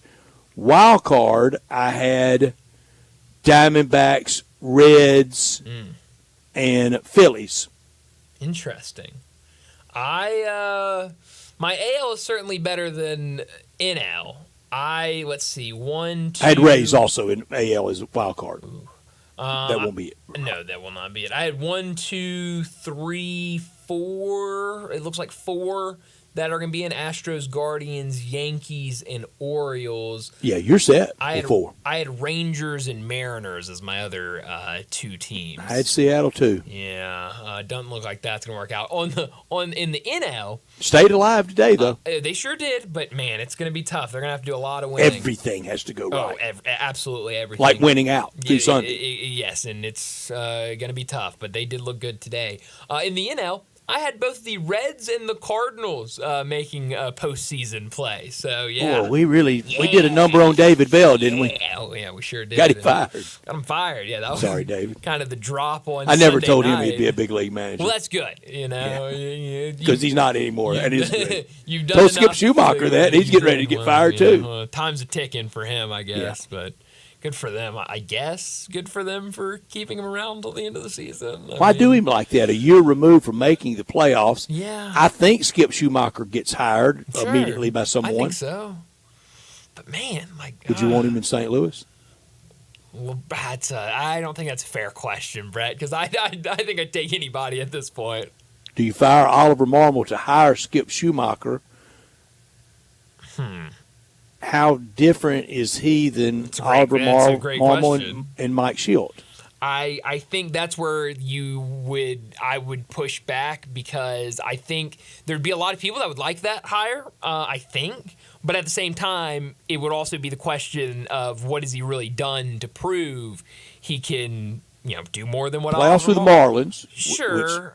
Marmol's been to one playoff. Sure. But he just hadn't done for a while. I mean, Oliver didn't either, so I mean, I guess that's he didn't really have much to show before getting the job. So I mean, I would shoot higher, but And all that said about what we prefer for World Series matchups. Here's one, and I know the networks would love it. If it fell out Dodgers Yankees, bring it on. Well, and that's when you kind of look at it, that's kind of the first one that comes to mind of like, oh yeah, I mean Dodgers and Yankees, they've been great all year. That's what it's probably going to be. And yes, you're right. The networks would love that. Me personally, I'd rather something else, but sure, if it falls out Dodgers and Yankees, I'd get behind that. I mean, two giants of the game going up. Phillies Orioles. That was the '83 World Series that Cal Ripken got his only championship. I get behind that. I get behind Phillies Guardians. Brian, your Mariners have some hope. You want me to give you some hope for your Mariners? I don't want any. You can give it. Mariners have hope with that pitching, check this out. Here's Uncle Mo every night. Kind of like what Brett just said. Uncle Mo starts tonight. So they've already beaten the Astros 8-1. They're at home against the lowly A's. So now you have Kansas City in Atlanta. Atlanta rips them. Let's just say Atlanta rips them and win all three. Now that means the Mariners have run out and Kansas City has lost. So I don't have the schedule in front of me. Do they have one more against the Astros, or was today the last one? Nope, today was the last one. So the next up is 3 against the Athletics. Bing, bing. They hit all 3 of those. Kansas City goes to Atlanta. Lose. Well, that's what my life has been ever since like Saturday or Sunday. I've been watching every Detroit Tigers game, every Royals game, every Twins game, every Mariners game, because I'm sitting there like, all right, did some losses. And last night you almost got Kansas City to lose. They go to extra innings against Washington, 0-0. How about this? I blame C.J. Abrams for that loss because you got Bobby Witt up, top of the 10th, guy on second, 1 out. He gets one on his hands. It's a little dribbler to shortstop. The guy that was playing shortstop, because it wasn't C.J. Abrams, because he got sent down because he wanted to be in the casinos all night, he fields it, kind of double pumps, questions himself, throws it right into the dirt in front of the first baseman. First baseman can't get it. Bobby Witt's safe. The guy going to third, he goes all the way home and scores. They would have been 2 outs with a man on third. I think they would have gotten that third out. You know, you go to the bottom of the inning with a lot of confidence and you can win it. Instead, you're down 1-0 and you end up losing the game. So, yeah there's still hope. Yeah. But that's how Uncle Mo gets started. It just had, when Brett said it, it had me start to thinking. Yeah. You know, that's how Uncle Mo gets started. You win, then you know things kind of go right, and before you know it, they're in the World Series. You know, that's momentum is the next day starter. Let's see what happens. I like where your head's at, Darren. I like where your head's at, Brett. Making me feel better. We'll just have to wait and see. But we need to get to our final break of the day. When we come back, we'll wrap up today's show at Crunch Time. Join the voice of the Tigers, Dave Woloshin, for Wolo and Friends. Weekday mornings from 10 to 11, here on Sports 56 and 98.5 FM.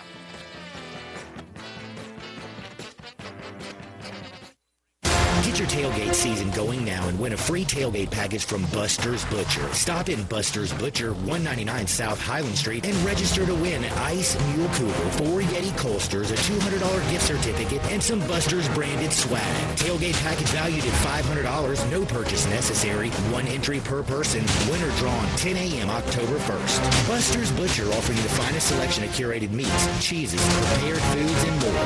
Learn more at bustersbutcher.com. Now your ideas don't have to wait. Now they have everything they need to come to life. Dell Technologies and Intel are creating technology that loves ideas, loves expanding your business, evolving your passions. We push what technology can do, so great ideas can happen right now. Find out how to bring your ideas to life at Dell.com. Welcome to Now. Welcome to the Rendezvous. This is John Vergas. When my dad started the Rendezvous in 1948, I don't think anyone could have imagined we'd still be serving shoulder, cheese plates, and our world-famous dry rub ribs 75 years later. But we are still here in the basement, in an alley in downtown Memphis. We sincerely thank you for making the Rendezvous what it is today. Charlie Vergas Rendezvous. A legendary experience for over 75 years, whether you dine in, pick up, or ship across the country. Time is of the essence with COVID-19. Prescription oral treatment must be taken within the first 5 days of symptoms. If you have a high risk factor, ask your doctor if treatment is right for you. Learn more at treatcovid19.com. Sponsored by Pfizer. Case IH is a proud supporter of the Mississippi Farm Bureau, and thanks to a membership benefits partnership, Mississippi Farm Bureau members receive a discount of up to $500 on every qualifying Case IH tractor and piece of equipment you purchase. This discount may be used with other promotions, rebates, or offers. So join Mid-South Ag Equipment and the Mississippi Farm Bureau and pocket up to $500 in savings. Call Mid-South Ag at 662-890-3141 to get your discount today. Jason's Deli. When you're dining in or picking up curbside, you can expect wholesome food and no surprises. just delicious sandwiches, crisp salads, and quick quality meals made with the freshest ingredients and no artificial trans fats, MSG, high fructose corn syrup, or artificial colors and dyes. Around here, a lot of thought goes into what we put into our food and what we take out of it. Because you're not just taking a bite, you're getting a taste of who we are. New items are constantly being created to expand our menu for all tastes and special diets, vegan and gluten-free options available, convenience, and on-time delivery you can count on. It's just a click away at jasonsdeli.com. So whether you need to feed 5 people or 5,000, the team at Jason's Deli, they have the credentials and the commitment to keep you satisfied. Freshness is nearby at Jason's Deli with locations at Ridgeway and Park Place Center, Upper Highland, Germantown Road in Cordova, and Goodman Road in Olive Branch. Jason's Deli is wholesome food and no surprises. Sportstime on Sports 56 and 95 FM. This hour brought to you by Jaguar Land Rover. Once again,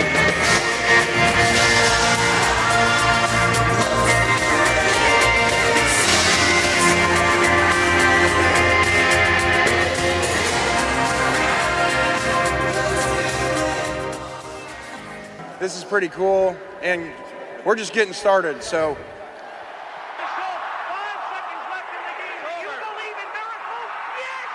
Spanning the globe. Go crazy, folks!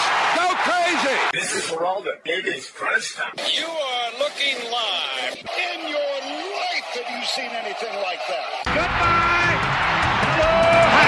It's obviously crunch time. Hammer, nail, coffin. This baby is over. Well, Brett, what I learned today is that we're kind of playing with a jigsaw puzzle when it comes to Major League Baseball and what the schedule will look like moving forward. It's been a big conversation piece really ever since yesterday when people kind of look at this Atlanta Braves and New York Mets series and think about all of the weather that's going through the South right now with this hurricane that's about to make landfall through the Gulf of Mexico. That's going kind of right towards Atlanta. What will happen with these games that means so much for postseason play? Well, we learned and we talked about it in the last segment that the Braves and the Mets, their game tonight, their game tomorrow, have both been postponed. They'll play a doubleheader on Monday, which that doubleheader could mean a whole lot, not only for seeding, but it could mean if a team gets in or not, depending on what happens this weekend with the Braves and the Diamondbacks. Those are the two teams battling for that last spot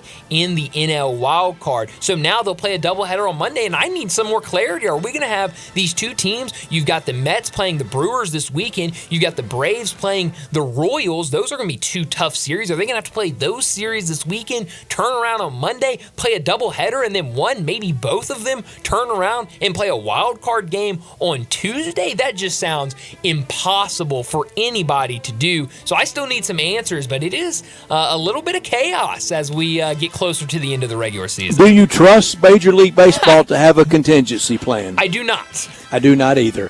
What I learned today, Kirby has one win over Bama. It was a big one. Won him his first national championship at his beloved UGA. Pressure is on him Saturday night. He had little success against the Master, and if this league is really going through Kirby like so many of us say, he's got to beat Kalen DeBoer. Oh yeah, no, he definitely does, and we'll see. We'll see what happens. I mean, that's going to be the big game on Saturday. Nick Saban will be there. How about that? Nick Saban will be there. Who do you think he picks when it gets to pick panel time? That's gonna be great. That's easy. That's easy, Brad. No, it's the question is, who does everybody else pick, and how does he respond to everybody else and their pick? No, and does that give Kalen any extra pressure that the man is there? Like the pressure's there. He's there. He's playing in his stadium. I mean, yeah, you got the stadium named after him now. But what I could have done without, it's the last series being played at the Coliseum in Oakland for the A's. We've seen a lot. We had the owner apologize to the fans. I saw somebody hold up a poster at the game last night that had a timestamp from a television show where one of the characters was going off on a team's management and saying that they should be disappointed in themselves, and kind of this fan's letter to the Oakland A's and the organization. But the best part of it, last night I saw a video on Twitter where these two men, probably in their 50s, I would say, they're watching the game goes final, they turn around and they start reaching for their seats and start pulling upwards, both of them together, and they rip the seats. They're going to tear the place apart tomorrow night. They absolutely are. And they walked out with them, a little souvenir from the Oakland A's days at the Coliseum. Yeah, they're going to take everything not tied down tomorrow. I mean, the urinals. Hilarious. Oh, man, which, everything. if it was at AutoZone Park, they'd be broken, so go ahead and get them. Could have done without the C.D. Lamb apology. He says that isn't him, but really hadn't that been him at Dallas. That holdout was disgraceful. The locker room in Dallas is leaderless, and the players know they control Jerry Jones now. The owner does not control the locker room. No, he does not. Absolutely not. Where are you beaming tonight? Beam me to Dodger Stadium for Padres at Dodgers. Dylan Cease versus Jack Flaherty. 13-7. Wow. Jack Flaherty 14-11. Dylan Cease. Padres win tonight. It makes tomorrow night really fun. Dodgers fall to the 4 seed. They could be facing the Mets or one of those teams with a lot of that momentum. That could get tough in that 2 out of 3. Yeah, no, it absolutely could. I was going to beam to the Mets and Braves game, but I guess I won't be doing that anymore with that game being unless you're postponed. A Jim Cantori. Well, it might be good. Reporting live from Atlanta. Here's the weather. No, beam me up to New York for this Orioles and Yankees game tonight. It's been a weird day for the Yankees. Earlier this morning, Nestor Cortez was listed as the starter for tonight, but he had an MRI. He's going to miss some time, and so now Marcus Stroman will get the start. He's been fine this year for the Yankees, but going up against this Orioles team that just clinched last night, we'll see what happens tonight in the Yankees. That should be a really good one. Tampa Bay and the Tigers started about 15-20 minutes ago. We'll keep an eye on it. Yep. Also, we got to watch the weather all weekend for affecting college football as well. Yeah, that's a really good point. I mean, weather is going to play a big-time factor just in sports in general this weekend, and so you kind of always got to keep an eye. Go away, Elaine. Nobody invited you. Yeah, nobody wants you here. Get lost. But no, it should be a really fun night. We've already mentioned it. A lot of baseball games, a lot of meaningful baseball games in terms of seeding, even in terms of teams being in or out. And then tomorrow we'll have football, NFL and college football tomorrow night. The G-Man. The Cowboys. How many more players want to protect the red shirt That's tomorrow? a good question. Who knows? I mean, we've already seen 2 from one team today. That's going to be something to keep an eye on over these next 24 hours. But that's all the time we have today. Enjoy your night. We'll talk to you again tomorrow afternoon.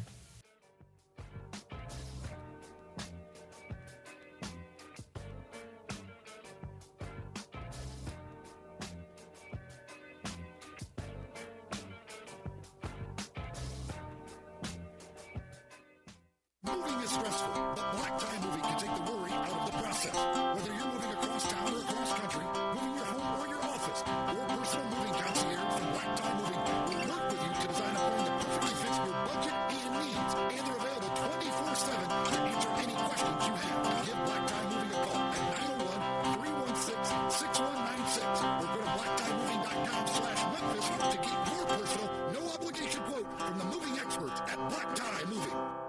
You're a contractor and you need concrete coating and supplies in Memphis fast, and you get this answer? I think we can order that stuff, but you're going to have to wait a few days for delivery. Why wait? Get your concrete coatings and supplies now at TSS Supply, where everything you need is in stock. If you're working in the tri-state Tennessee, Arkansas, Mississippi area, everything you need for concrete coating is at TSS Supply, 5665 East Rains Road, Memphis. TSS Supply specializes only in concrete coatings and supplies all in one place. If you're looking for a particular item, need large quantities, or just have general questions, call 901-729-0565, 729-0565, or you can email your question to Brad at tsssupply.com. The friendly, knowledgeable folks at TSS Supply have over 150 years combined experience in concrete coatings, materials, and supplies. Come by and visit TSS Supply Friday, September 27th. Sports 56 will be broadcasting live from 7 to 10 a.m. with Greg and Eli, and then John Harden from 11 to 1. Sports 56 will have free giveaways plus breakfast and lunch during the live broadcast. TSS Supply, 5665 East Rains Road.